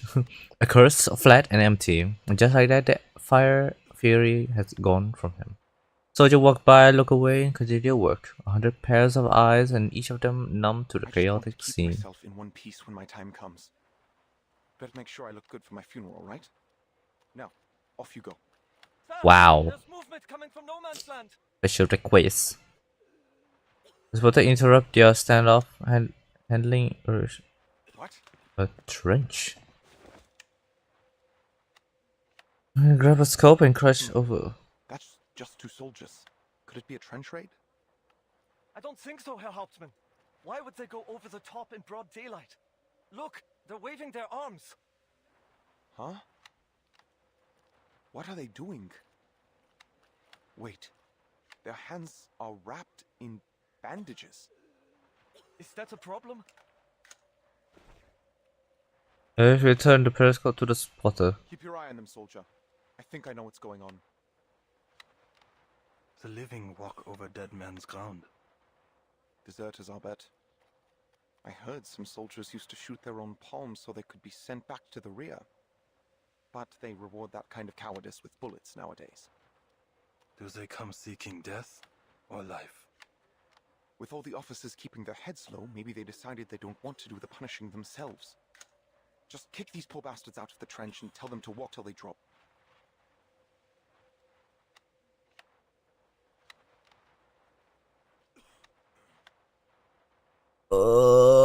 Stop! All a new memory intertwined in Charon's mind, forming an incomplete but certain thought. They do not march to us as warriors, but as broken men. You're right. Pass it down the line. Does anyone here speak French? Oui, a little. I took some French back in school. Schnell, schnell. Say something. Ja, Herr Hauptmann. The spotter pressed his head against the sandbag, tried to project his voice through the firing slit. Toi, là-bas. Lâchez vos armes et venez ici. Nous. What? They got shot! Who the hell shot him?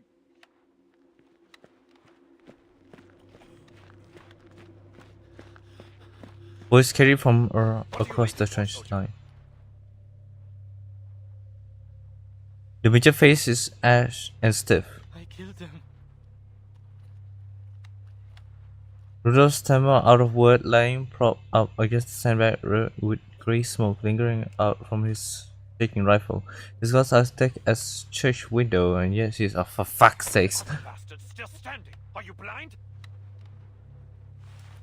But Herr Major, he surrendered. He dropped his weapon. It's a trap, you idiot. They have a bomb or some kind of infectious disease. Do you want to keep him, soldier? You going to share your rations with him? Herr Major, we're supposed to accept all prisoners. There are camps to send them to, or even the safe zone. He put his pistol and pointed at the marksman's chest. That was an order, soldier. You are to shoot that foreign devil, or I'll send you out to test if their snipers are as spineless as you are. Oh my god. Hey. Major brute. Major. Rasping voice rippled down the trench as body makes way for a figure moving like a charge in slow motion. Major Brother turns towards the sound. Carol, what took you so long? Don't you know I could have you shot for dereliction of duty? Punish the guilty then. But the man that stands alone is innocent. Spare him. The statement is stunning in its sharpness. Violence is not a trait Major Biron has come to expect from You are him. not entitled to challenge my authority, Sergeant. His war is over. His blood should not water these fields. Feiglinge! Major Biron strides forward in a single step, foot thumping against the trench. You're just like those foreigners, poisoning the hearts of our youth with feckless sentimentality. Your weakness, this fatalism, is a plague spreading through our ranks. Is that you? Man over Oh my there god. is a threat to our fatherland, yet you plead for his life. A single unblinking stare sweep over the gathering soldier. I won't let this cowardice ruin our nation. We will keep fighting until no man alive stands against us. Only through their blood and our tireless sacrifice will we grow fearless and retrieve the glory of our birthright. There is no glory for the dead, Eberhard. Only suffering, guilt, and regret for those that remain. No courage is found in the blood of the innocent. Only stains that can never be washed out. Unsinn! I remember you. Major Braun, my old friend, would never say these things. What lies were whispered in your ears by Manus Vindicte? Shut up! That's slander! Who told you that? I do not slander you, Herr Major. Explain yourself! Explain all of this! The man roars, and for a second thought, Caron will slam against the trench walls. Lügen! Manus Vindicte! Was soll das heißen? Oh my god, he got covered on. These are not your eyes. Antworter! It is when fire does not temper, it bursts. Caron reacts too slowly to evade the pistol as it slams across his head.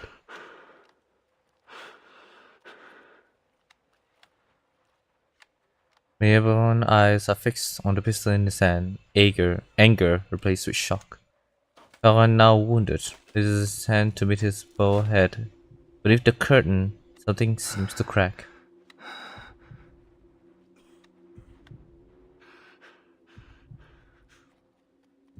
Raise your head, Sergeant. Eberhard. Do not call me that. I am your superior officer. Verdammt, obey my orders. It should not have been this way. He raises his head. The movement is heavy and labored. A hollow and foreboding presence seems to fill the trench around him. Gott. Im Himmel. This is not a sight fit for the living, Eberhard. But perhaps you must be reminded. No, your face. Cover it now. Do you remember the fear as bombs exploded by our sides? The pain when our brothers moaned out their last breaths? Have you forgotten? Or have you only hardened your heart? This war is... Sacrifice is necessary for a nation to make progress. Every soldier who has died for the fatherland should feel honored for their sacrifice. You should have been honored, Paul. Jetzt sprechen wir nicht von Opfer.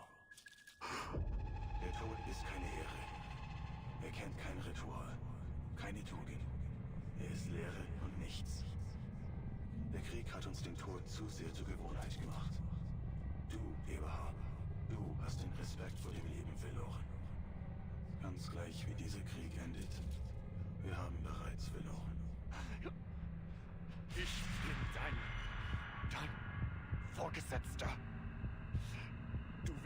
töten? Dann tu es. Der Tod wird dich nicht retten, mein Freund.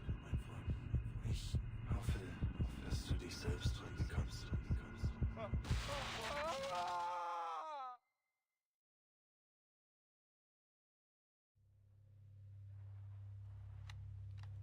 What the hell happened? The other soldier huddled to the side. Major Bone collapsed on the ground. His eyes swirl and then go blank, looking up and nowhere at the same time. His face is bone white. Caron kneels over him and closes his eyes, a motion all too familiar to those watching. What the hell just happened? Rudolph peeks over from the crowd, managing a question both timid and brave. Is Major Braun dead? Caron, you didn't. Did you? Caron stands, deliberately facing away from the crowd, replacing his mask and the hood with a careful precision. We will leave here together. You have command, Erich. Make the right choices. Don't make me kill you. Don't want you to see what lies beneath. Please, look away. Words bulge at the edge of the Erich's lips, then he swallowed them back. All others stand stunned and saddened as Caron departs with Mayor bound. So, All right. Someone grab that deserter. I'll search him. Show's over. Move it, soldiers. That poor sap is still waiting. Ausführung.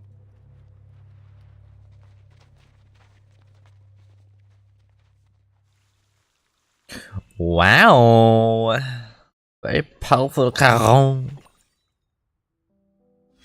What the hell did Major Brown sees?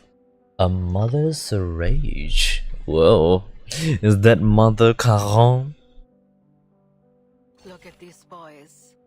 They left home with puffed chests and confident smiles on their faces, thinking they'd go to the front, pull a few triggers, kill a few enemies, and come back as heroes. But when their feet hit the soil, they turned pacifist, it seems, wounding their own hands rather than their enemies. Their mothers should have begged them to stay, not waved their handkerchiefs to see them off. They made a misjudgment. They had no choice. No, they made a misjudgment. Ha! Misjudgment. Quite a convenient excuse. Soldiers follow orders. Officers give them. Higher-ups make them. Parents send their children off to die. And not one of them will bear the weight of their misjudgments. Only the dead must answer. Look there. At the lifeless body laid flat in the mud. He couldn't even muster the courage to flee. So he bribed a fellow soldier, a man he barely knew, with 3 cigarettes to surrender with him. He died, killed in a moment of pure senseless hatred. And the other lived, saved by a flicker of mercy. Where should his mother aim her grief? At the officer who changed his mind just a moment too late? The officer will be pardoned. They'll say he, too, was a victim of this endless, miserable cycle of hatred. So tell me, please tell me, to whom this rage should go, and I will take this kitchen knife and plunge it into their heart. Wow, aggressive. Part 8. Death of the young. Both life and death are equally insignificant. I'm gonna take a 30-second/a minute break. Give me a sec. Need to go to the toilet. Bathroom break.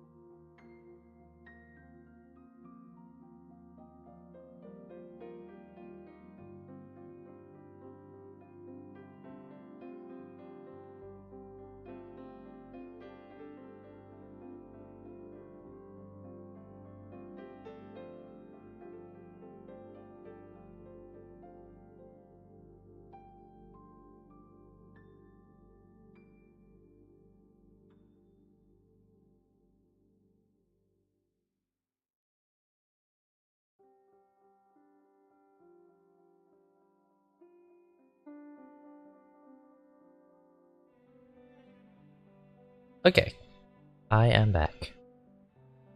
Let's continue.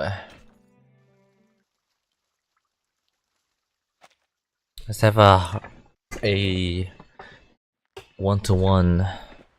Don't worry so much, Paul. We'll find glory on the battlefield. No man can stop us as long as we stick together. Come on, let's join the war and prove ourselves to Herr Mühlenberger. Think how proud your parents will be. Their son, a war hero. Eberhard! Verdammt! Where's Dietrich? He and Becker are dead. Grab that gun. We need to go. Move!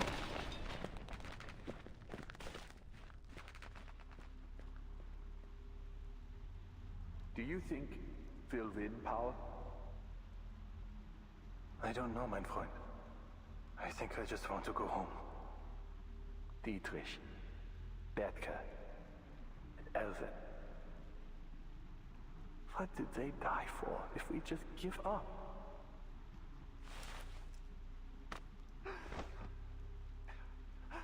Hang in there, Paul. The only way to make their sacrifice count is to win. We promised we'd go home together. Paul! Paul!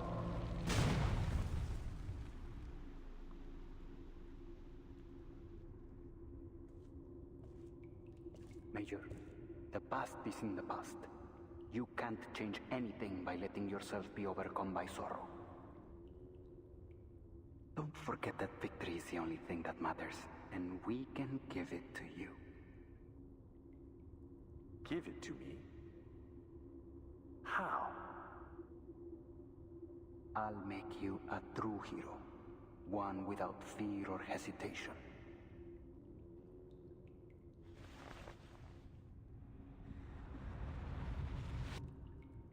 Smoke and blood fades into the distance.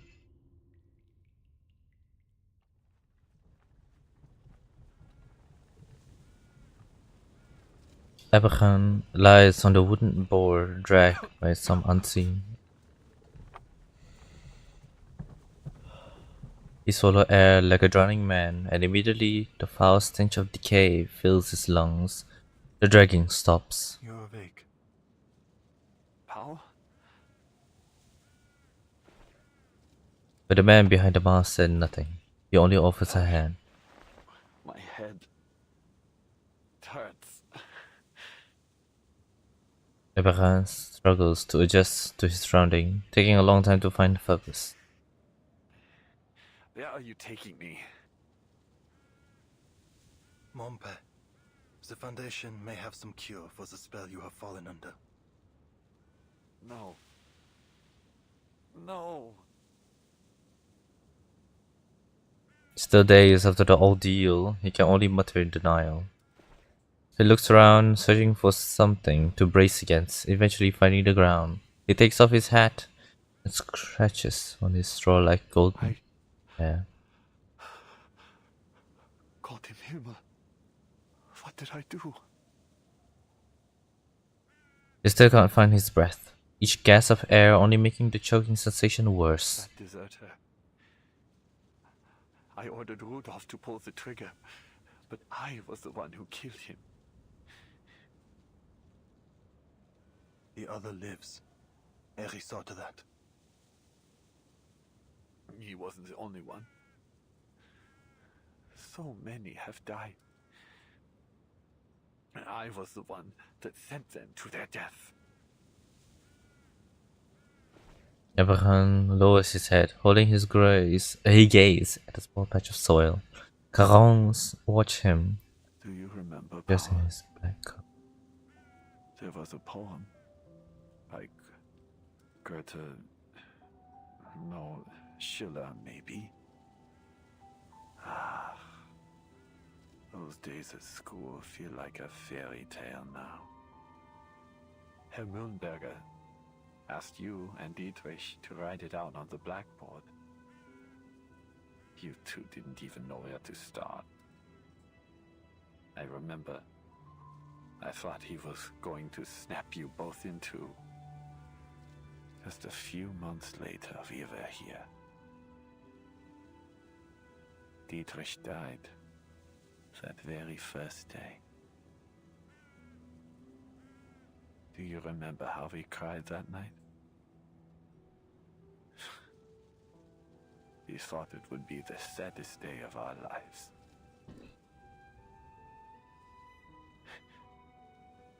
We ran out of tears before anything else.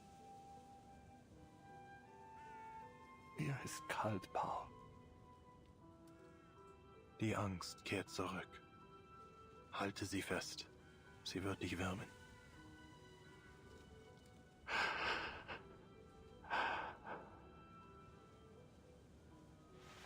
Abraham clenches his teeth and braces himself.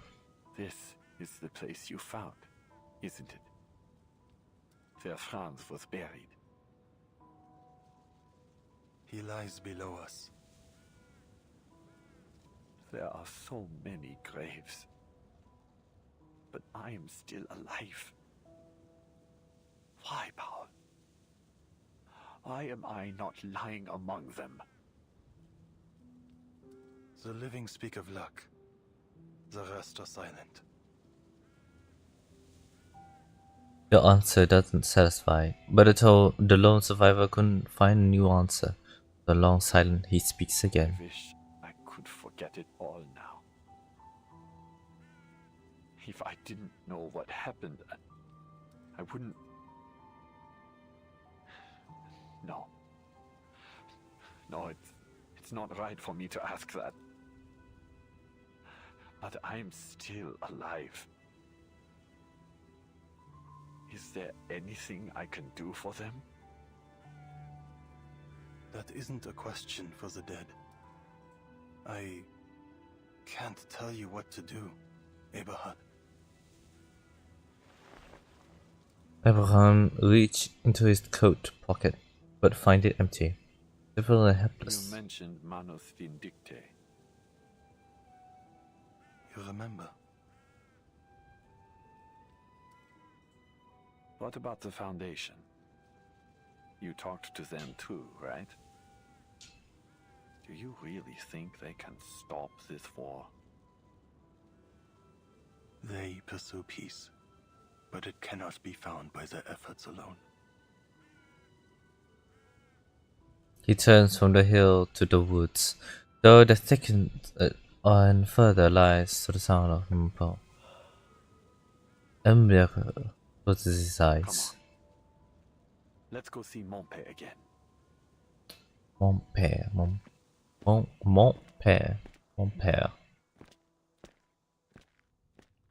Ugh, I need to remember that name. Montpé.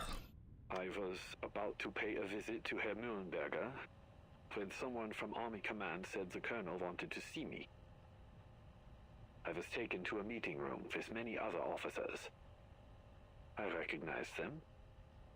I knew many had just been promoted like me. Colonel Hirschfelder showed up to give us a speech. Yeah. The same colonel who was assassinated after the parley. The time has come when our nation calls for heroes, he said.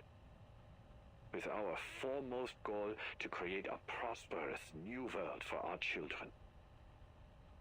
We have fought valiantly, and now the war turns in our favor. We stand but one step away from total victory, yet it is at this very moment that our soldiers have lost their courage. They waste their time looting every barn, cellar, and shed in search of treasure, and drink to numb their fears, delaying our operations. Their greed and cowardice have spread through our army like a malignant tumor. Fortunately, we have found a cure. An organization that believes in the promise of our victory has provided us with an extraordinary development. That's all I remember. I don't have a mind for technology, but it just washed the fear off me. Thinking about it now, We must have been like lab rats to them.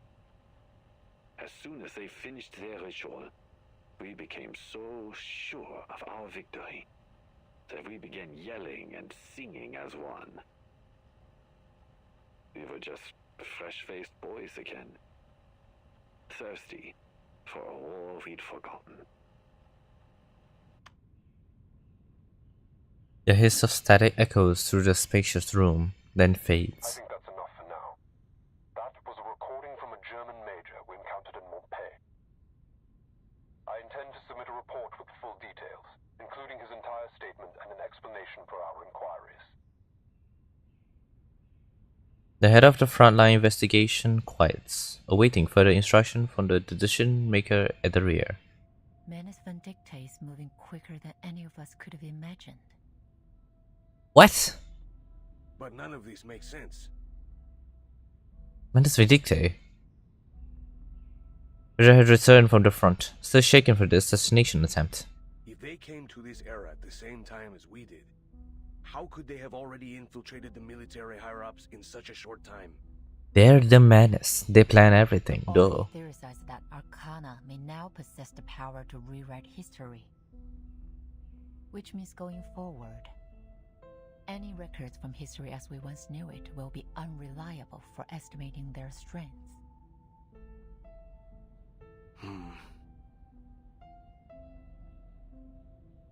Roger falls into heavy silence. Pedra, what were the other representatives' opinions concerning Manus Vindicta? They all denied its existence. I see. It seems as though we're left with no other option but to change policies. No, we can't resort to such radical measures.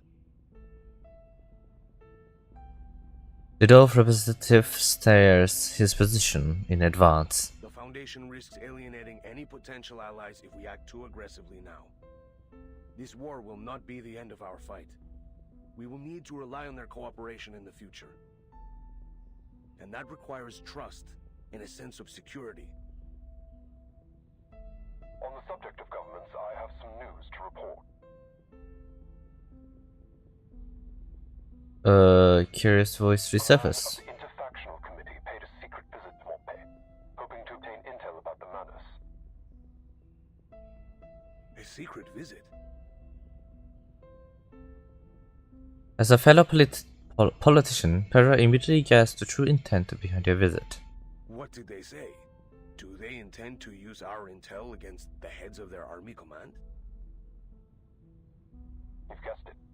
If their government manages to reign in the army, it'll be much easier to reach a ceasefire. I doubt that's what it is. But if anyone were to find out, we might be accused of interfering in their internal affairs. Have you considered that, Creus?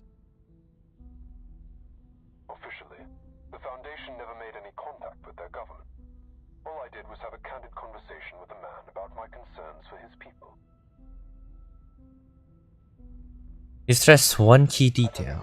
They haven't any reason to expose their cooperation with us. There are simply too many uncertainties to consider. The politician, accustomed to checks and balance, catch the implication of the factional History will only be restored to its rightful track if the peaceful factions on each side can rise to power and stop this war. This has been our goal from the beginning. It doesn't matter which era we end up in. We always benefit from a political climate that is friendly to the Foundation. That's undeniable. What do you think, Pedra?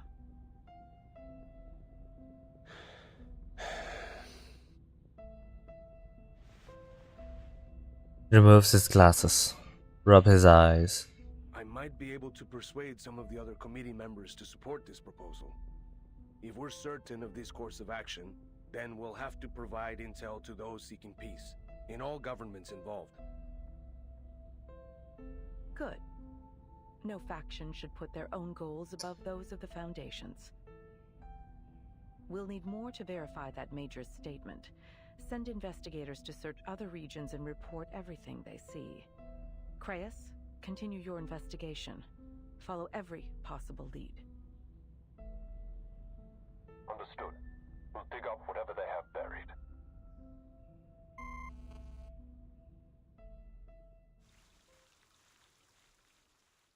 Okay.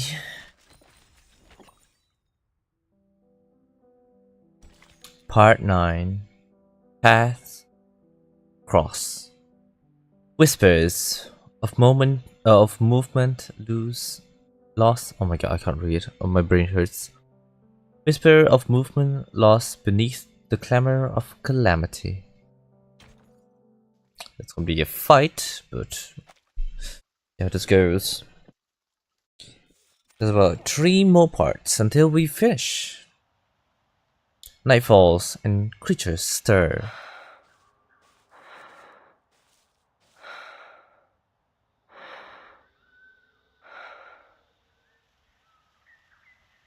Not far away, there's another shadow hidden in the forest. Under the cover of night, perhaps he would be taken for with a tree trunk.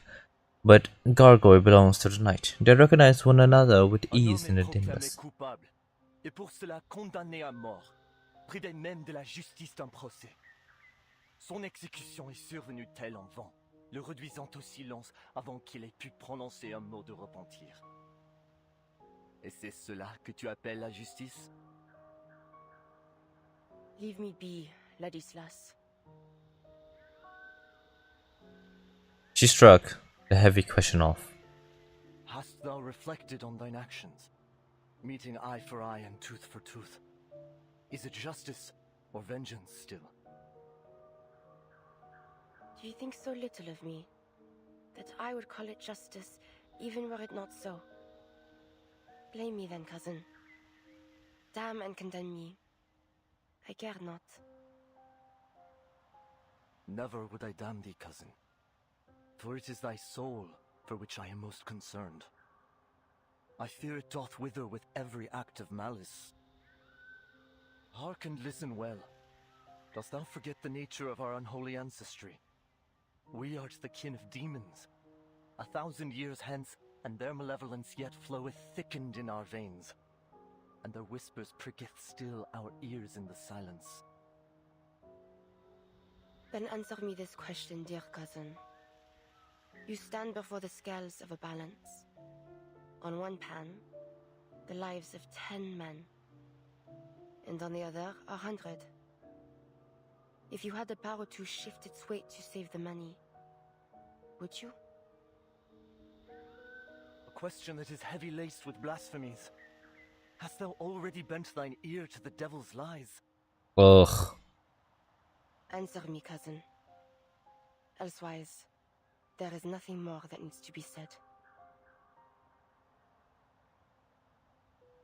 Adilus furrows his brow and lowers his head. Silence? Are you truly so naive? The scales are laying far heavier for those in the throes of war. Yet you have not even the courage to answer a simple question. I'm afraid you have mistaken your weakness for virtue. Go back to the monastery, Ladislas. This is war. Red in tooth and claw, and your heart proves too quick to kindle. Ladislas vanished into the dark with a sigh, his form melting into the night. The gargoyle soldier leans against the tree with a brief rest in the crux of its branch. Slowly turns. You are again at odds, it seems. A voice rings in her ears. It speaks without a source, coming from either place nor person. Our cousin is more learned than either of we two, but he lacks in courage compared to thee, most daring of us all. I do not deny his learnedness, but there are neither letters nor prose that might aid my mission. Thou burnest too short a wick, and the flames of perdition rise to meet thee. I fear for thee, Marie, that thou go forth to a battle that will consume thee, whether in defeat or in triumph. Marcel, Antoine, and Yvonne, They once promised to return as thou didst. Yet they fell all the same, each after the last. Yvonne was taken before she had even tasted better. Let remorse consume me if it must. But God willing, I will see the end of this war first. Ere then, the fear of regret will not stay me. Not now. And perhaps, on that day when peace finally comes, he will return to us.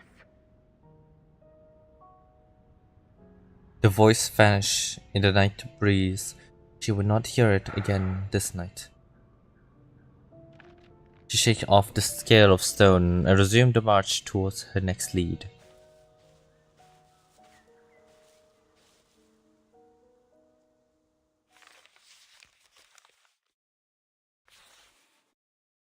Reveille lays out a local strategy map over the table. Reyes picks Major up. Brown was able to recall some of the locations that may have been used by the Menace. His coordinates aren't what anyone would call precise, so we'd best start searching ASAP. Chester, you'll take the forest. Casper will be expecting you on the edge. One bullet stands upright on a spot marked as forest. Camilla, Lee, you'll search from here and move along the river.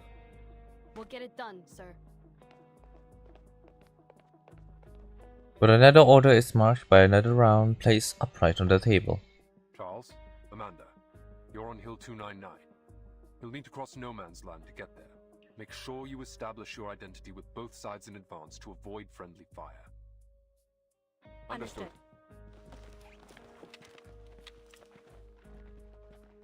The crowd per room empties order by order, bullet by bullet, up until last one. Yes, sir. Oh! I want you on this village. Take Marsha with you. She's a skilled combatant as well as a medic. You can count on each other. Yes, sir. Ravia exits, leaving one person left. The young soldier locks eyes with her superior, with unspoken relief. So, does that mean I'll remain on standby in Montpay? Yes. I need someone coordinating the defense of this town should the Menace attack. Oh.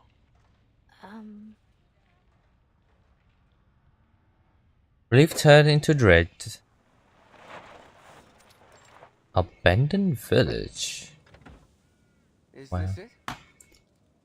I believe so. Let's get on with it.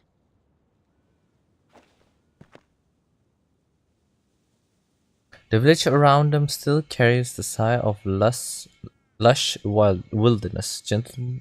Watch my six. Whoa. The two draws weapon and enter from the side. The investigators are not stopped in any way, and if they aren't been instructed to do so, they would have been treated this way at another forgotten location. It's empty. It's heartbreaking to see it so quiet. We're ahead of schedule. Let's start by checking the houses one by one. Good.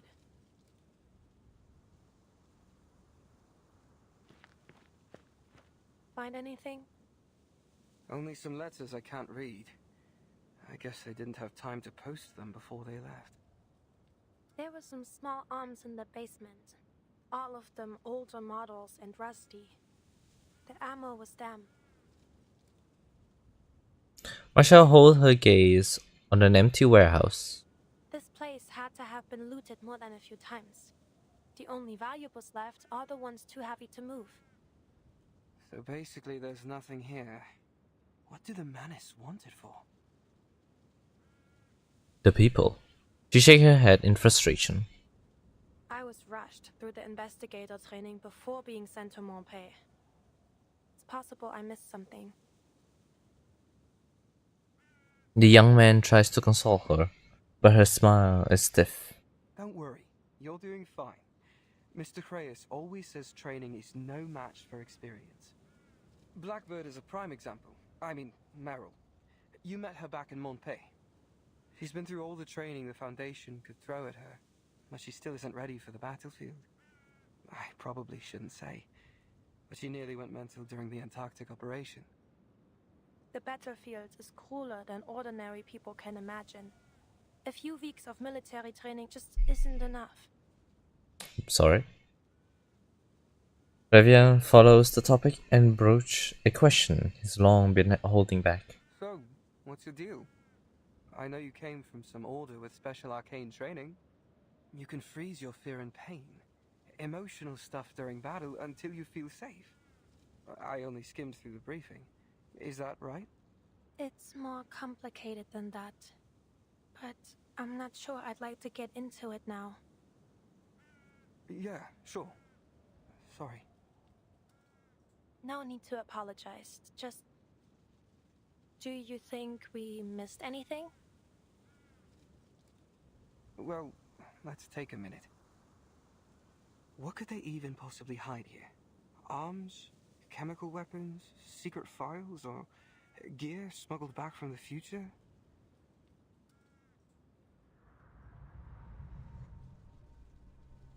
Oh? It could be Arcana. I don't know much about Manus Vindictae or the future.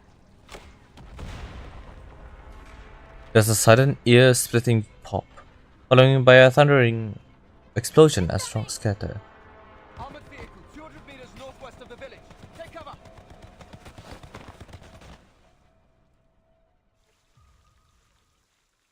Armored vehicle? Already? In 1920? Your only choice is to kneel. Ah, that armored vehicle. Let's shake hands. That's the Manus armored vehicle. Wow.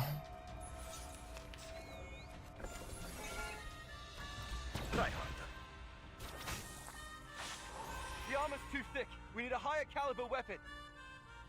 You retreat. At least one of us needs to make it back to report this. On my signal, you run, I'll cover you. Deafening gunshot. Incoming! Wait for this. Giving up my sword is the only guide I know. Non voltarti indietro. Leave me or die. Get out of my way.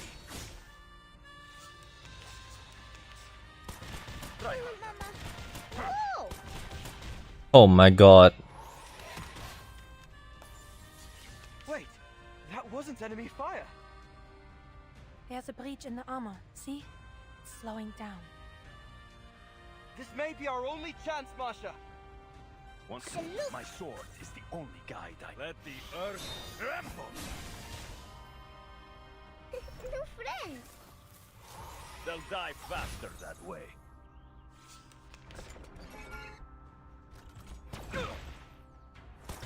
Oh, he died. Igor, step in. There is no turning back. Let's shake hands. I hope you like it here, even if you are bad friends. Очистить цель. Make the future brighter.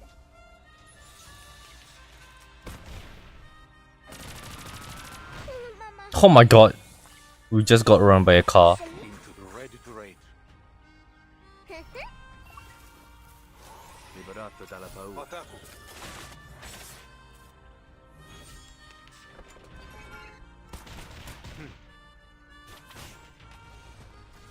Удерживайте позиции. He died so quickly. Wait for the right moment. Let's shake hands. It will be over before you feel it. Oh my god, baby Ovka's gonna die. He died!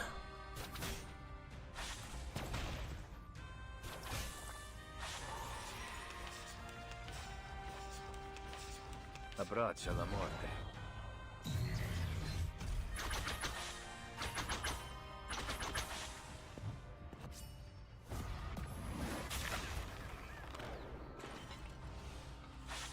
Into the darkness.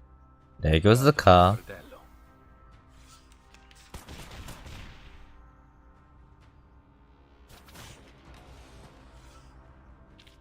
I am destined for victory. You are dead. I had to go back and redo that. It's so traumatizing. I'm afraid I only have turnip stew to serve you. I will add a few sausage scraps to your bowl, however. Here. Now go. It's best you leave before another battle breaks out. Already? Is there something else you want from me? You know what? Since you're so fond of visiting, take the chair you're sitting on. Even through the coldest winters, that chair was spared the fire. Perhaps it was meant for you. Right. Since you insist on staying, I will go to the market and see what I can find. Sit here for a while longer if you like. Prepare for a lifelong stay, even. With any luck, this place will become your grave by the time the next farce ends. That is disturbing. Wow. Part 10. Devil's Work. Sounds both gentle and harsh. The whispering wind and rustling grass.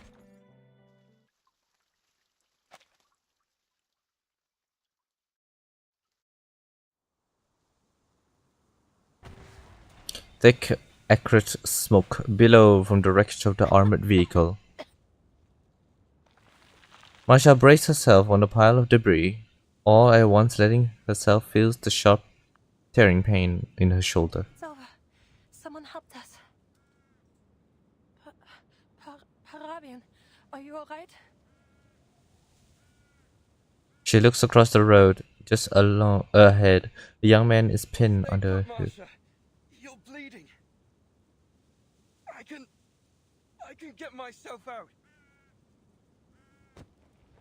Fabian strained from with all his strength, but can't move a timber an inch. Let me help you. Don't fuss over me. It's just a bit of wood. You need to stay put. Your head and shoulder are bleeding. Head and shoulder.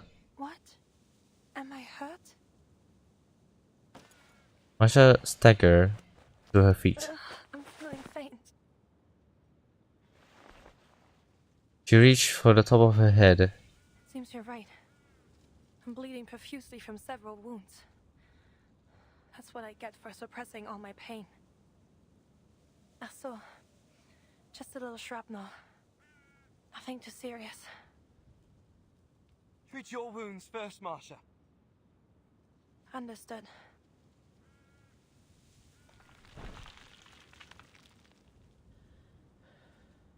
She leans back on a pile of fallen bricks, her head swaying until it slumped. You're right. I just need a little rest.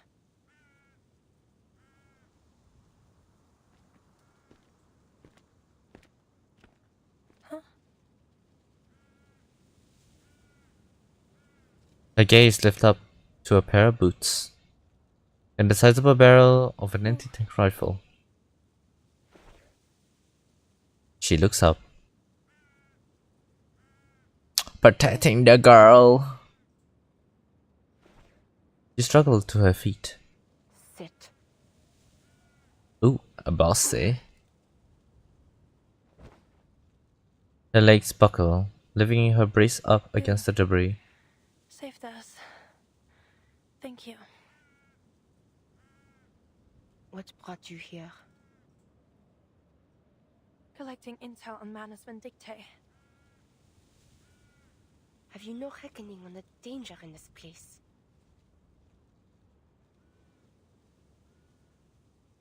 Masha shake her head. Imbecile. You might well have breathed your last in that battle. Let go! Huh? Who's out there? The runner turned, spotting a figure emerging from the armored vehicle's smoking shell. Let me go! You're gonna get me killed! At his feet lies a wounded soldier with the same black uniform. Sterling, please!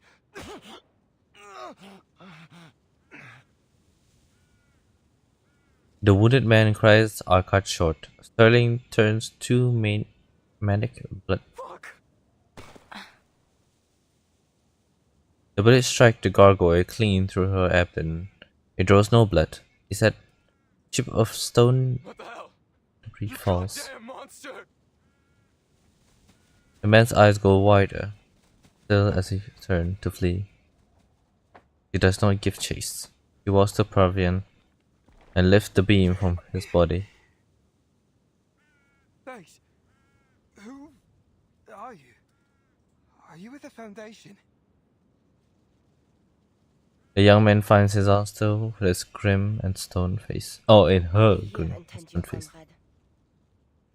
I will tend to our enemies. Wabang! Windmill plane. Are we the only ones left? Where's Colton? Dead! Now get the lead out and run! She's coming at us! She's coming! Shoot her, Eugen! Shoot her! I can't see her. Where are we running? Look! There's an old mill ahead. We'll regroup there to intercept her. Keep running, you idiot! I see her now. She's there. Die! You idiot! My hand! An old windmill lies just ahead, refuge in his panicked mind. For the wicked flee, and I pursueth.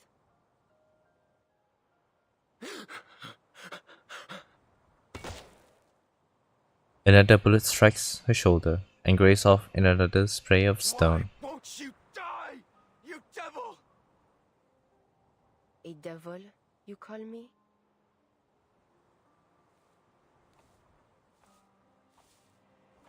What are you, then? What hast thou done? The voice of thy brother's blood crieth unto me from the ground.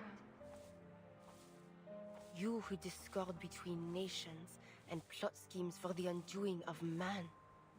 Who then is your master? She stepped closer. For if you do the devil's work, are you not a devil like me? J'ai pitié de vous. Repent and you may yet find mercy in the judgment of the Lord. And now art thou cursed from the earth. What the hell do you want? Back off! Sterling, isn't it? You need not fear me. You still have time.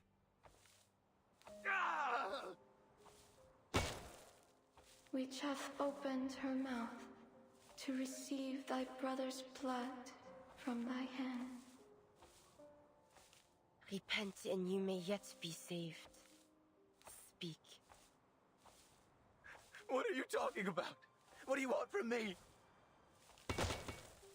When thou tillest the ground, it shall not henceforth yield unto thee her strength.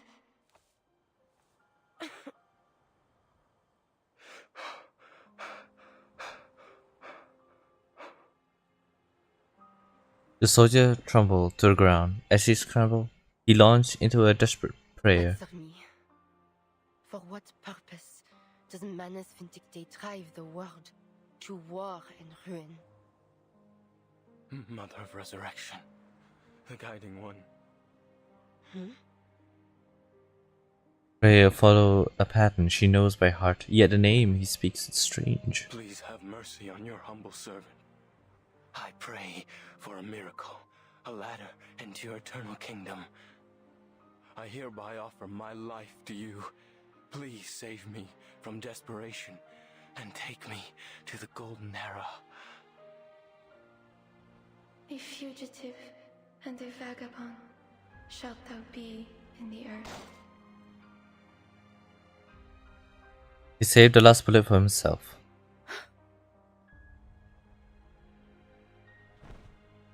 A blasphemer to the end.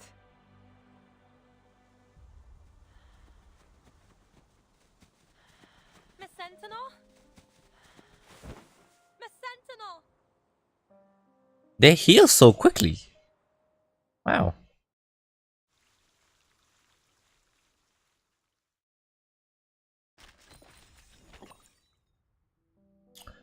Part 11. Wounds and Scars. No one can make sense of why this war drags on.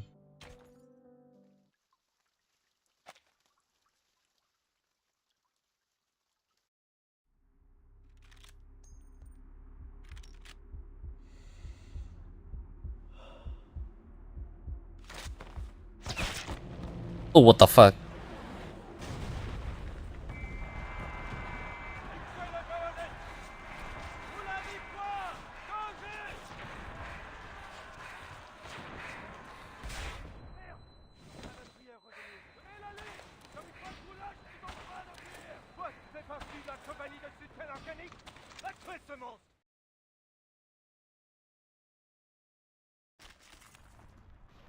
What the hell?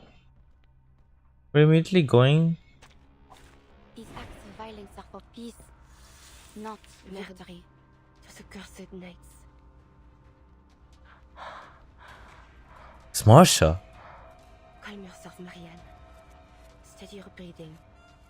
You need not panic. This will not be the end of you. My sight shall unveil the hidden. I have seen to the heart of you.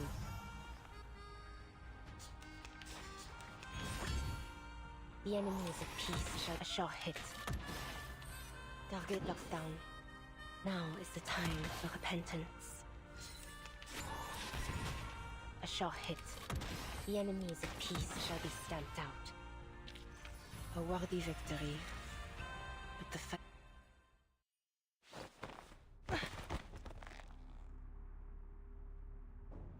She can't remember how she did it. Perhaps her enemy were as exhausted as she was. Or perhaps it was just the devil's luck. Struggling, fighting purely by instinct, she hauled her heavily armed foe. Time crawled to a standstill. Her bayonet stopped mere centimeters from her foe's throat. Dost thou recall when once, in our youth, we fought over an apple tree? Lâche-moi! Nein, du Teufel! Thou wished to cut its wood and make us a fire to roast a chicken.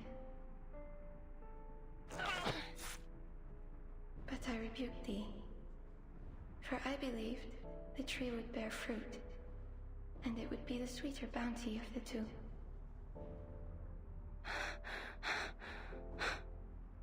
Thou didst find a bush with overripened berries and hurled them at me, crying that they should serve as my supper, while the chicken would be for thee alone. And I retaliated in kind. Ere long, we were painted red with juice. What a bloody melee we fight. We laughed as we laid down our arms. What fun we had that day. Non. Je ne veux pas. But the battle thou fightest now shall not end in the gentle smears of red berries. What drives humanity to war? Could it be so different from what drove us to it beneath that apple tree? I dare not imagine how a slaughter that has claimed the lives of millions could be waged for so small a cause. That we should be brought to bloodshed driven only by the fear of those whom we were taught to despise. What immortal hand or eye could frame the cause behind these deadly ends? Thou art more courageous than I, Marie. Never hast thou doubted thy conviction. So tell me, I pray, is there some purpose in the war they now fight? For I see no divine meaning to be found in this killing and dying.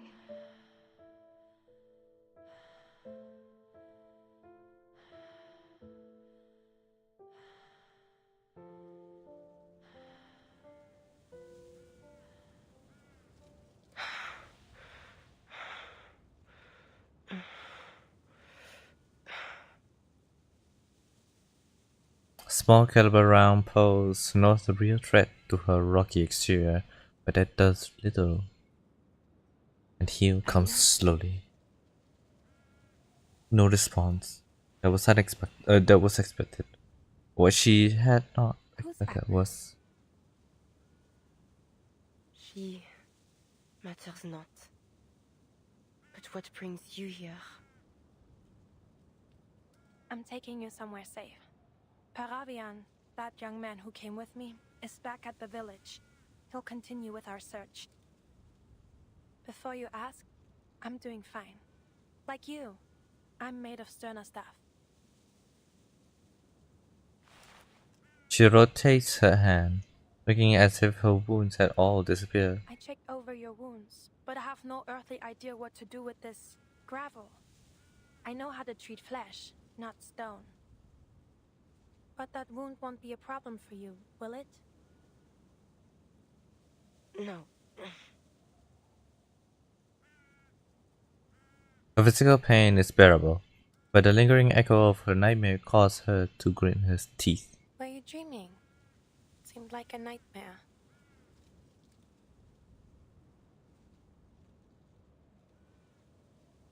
She locks her stare forward and away, a field dressing from the wounds that truly pain her. I don't know if this will help. She removes her gloves. It's a brisk and also tender motion, revealing a deep set. Could it be? Are you...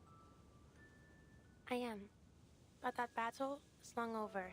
You and I are no longer enemies. The howl of their deadly. It was a senseless fight. I hurt you. It wasn't your fault. In fact, I thank you for it. They thought I died fighting you. I used that as my opportunity to leave. For some time after that, I was with an international rescue team. We came under attack by the Manus for our efforts, but the Foundation intervened. Wait. Then you remember me? Marsha nods, a gentle, graceful motion, carrying the resonance of a doctor. And you didn't. I was wearing a helmet. But you don't have a face one forgets. Marianne. Huh? Oh, that's your name. Marie-Anne. It's lovely. She repeats it, stressing the syllable as if to remember it. Tell me then, what do you know about Manus Vindictae? They are a secret organization open to only pure-blooded arcanists. Simply put, their goal is to cause as much chaos as possible and eventually destroy all of human society. And this Mother of Resurrection is like a god to them. The big booba. Something like that, yes. She died Booba once, lady. but they managed to resurrect her through some awful ritual. A resurrected madwoman? Her disdain curls into hatred, finger clench, like she's trying to crush something in midair. Then she is a false prophet. Oop. An imposture of the true resurrection. Marsha sees the opportunity to move to her side. The war between the Foundation and Manus Vindictae has lasted ages, longer even than this war. You and the Foundation share the same goals, and the intelligence you gathered may prove crucial for us. If you would be willing to share it, we may be able to reach a truce sooner. So please, mull it over. Stella bows her head, giving her rifle a rough once over. She wipes away some of the blood and dirt that cakes the receiver. One by one slot new round into the magazine. Manus Vindictae began at the turn of 1918. Their documents, personal belongings, letters. I sought and scrounged for every clue that might be found. From these, I learned of their mission to prolong this bloodshed, supplying both sides with arms of dreadful artifice. Then, as now, I still do not understand why. I brought my evidence before the powers of my nation, but they cared not. So I spoke out against them, still hoping they might awaken to this madness. But my words went unheeded. Worse, they turned against me, hiding even the very name of Manus Vindicte from all their publications and letters. There is no longer any truth in the words they print, only lies meant to stir the pride of youth to deadly, pointless slaughter. Youths who were but children when the war began. That is why I have turned to this. To killing the ones who incited this war. It was the only choice I had left. Perhaps it has all been for naught. But at least I have put deeds to words. What has the Foundation done? The accusation forced her into a stammering defense. We have done more than you know, but I'm not authorized to tell you. You expect me to offer all I know to you, yet still withhold your trust. I'm sorry. No, I suppose that isn't fair of us. If there's anything we can offer in exchange to make a deal, But her effort lose steam. I'll try my best to honor it, but I can't guarantee anything. A cold breeze cut the stillness between them. Nathaniel let out a slow, labored breath. I will give nothing to the Foundation. Neither freely nor for any bargain.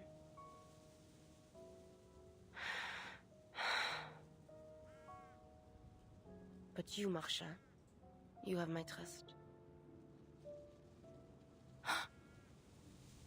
Ah! Marcia lights up at her patient declaration. Follow me. Oh, of course. Oh, that's so sweet. The confession went through. She accepted. Love it.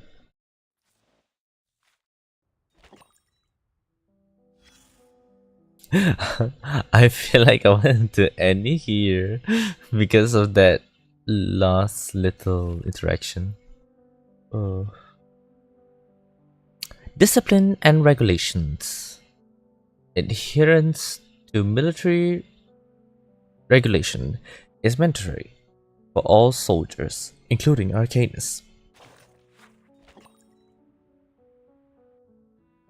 Arcane Support Company Special Regulations. Respect all comrades equally, regardless of color classification. Execute orders exactly. No changes based on divination. Do not neglect conventional science. Bullets often outkill arcane powers. You are fully accountable for entitle you summon. For entitle you summon what? For entity you summon. Oh, okay. I can't read. No matter surveillance, influence, and or manipulation of personnel without authorization, nor arcane modification of issued equipment without authorization. Conduct spirit contact only with another member present. Limit to 3 minutes. Know the alternative form of your comrades. Report and secure approval before using large rituals or high-level incantations. Expect enemy arcanists and other supernatural threats during operation. I feel like I should stop here. Like, what's next? Are we here? The sanctuary.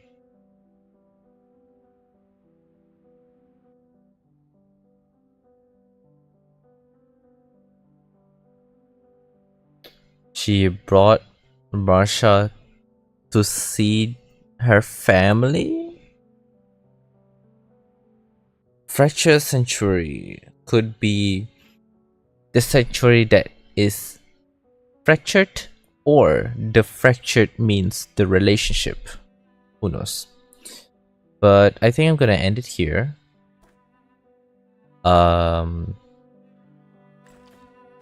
Because I'm so done.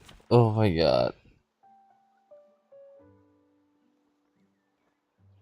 My brain hurts from all the information.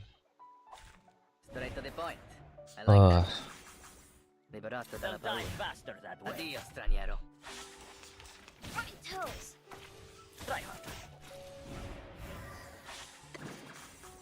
It will be over Get before out you of feel here. it. I shall end your life.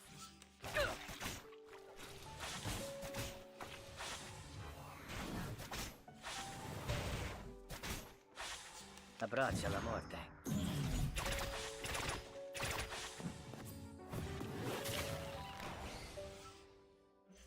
Huh? It's already over? Okay. I should end stream now. What I'm planning to do is to continue and finish chapter 11 on Tuesday. I still won't have any stream on Monday because Monday sucks. Yeah. After 10 minutes. So yeah, it's time for me to go. Time to go. Or do whatever. Okay.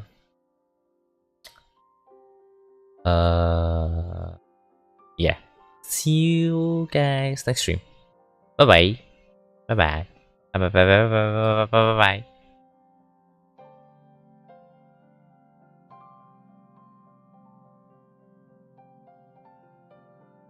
I clicked the wrong button. Wait.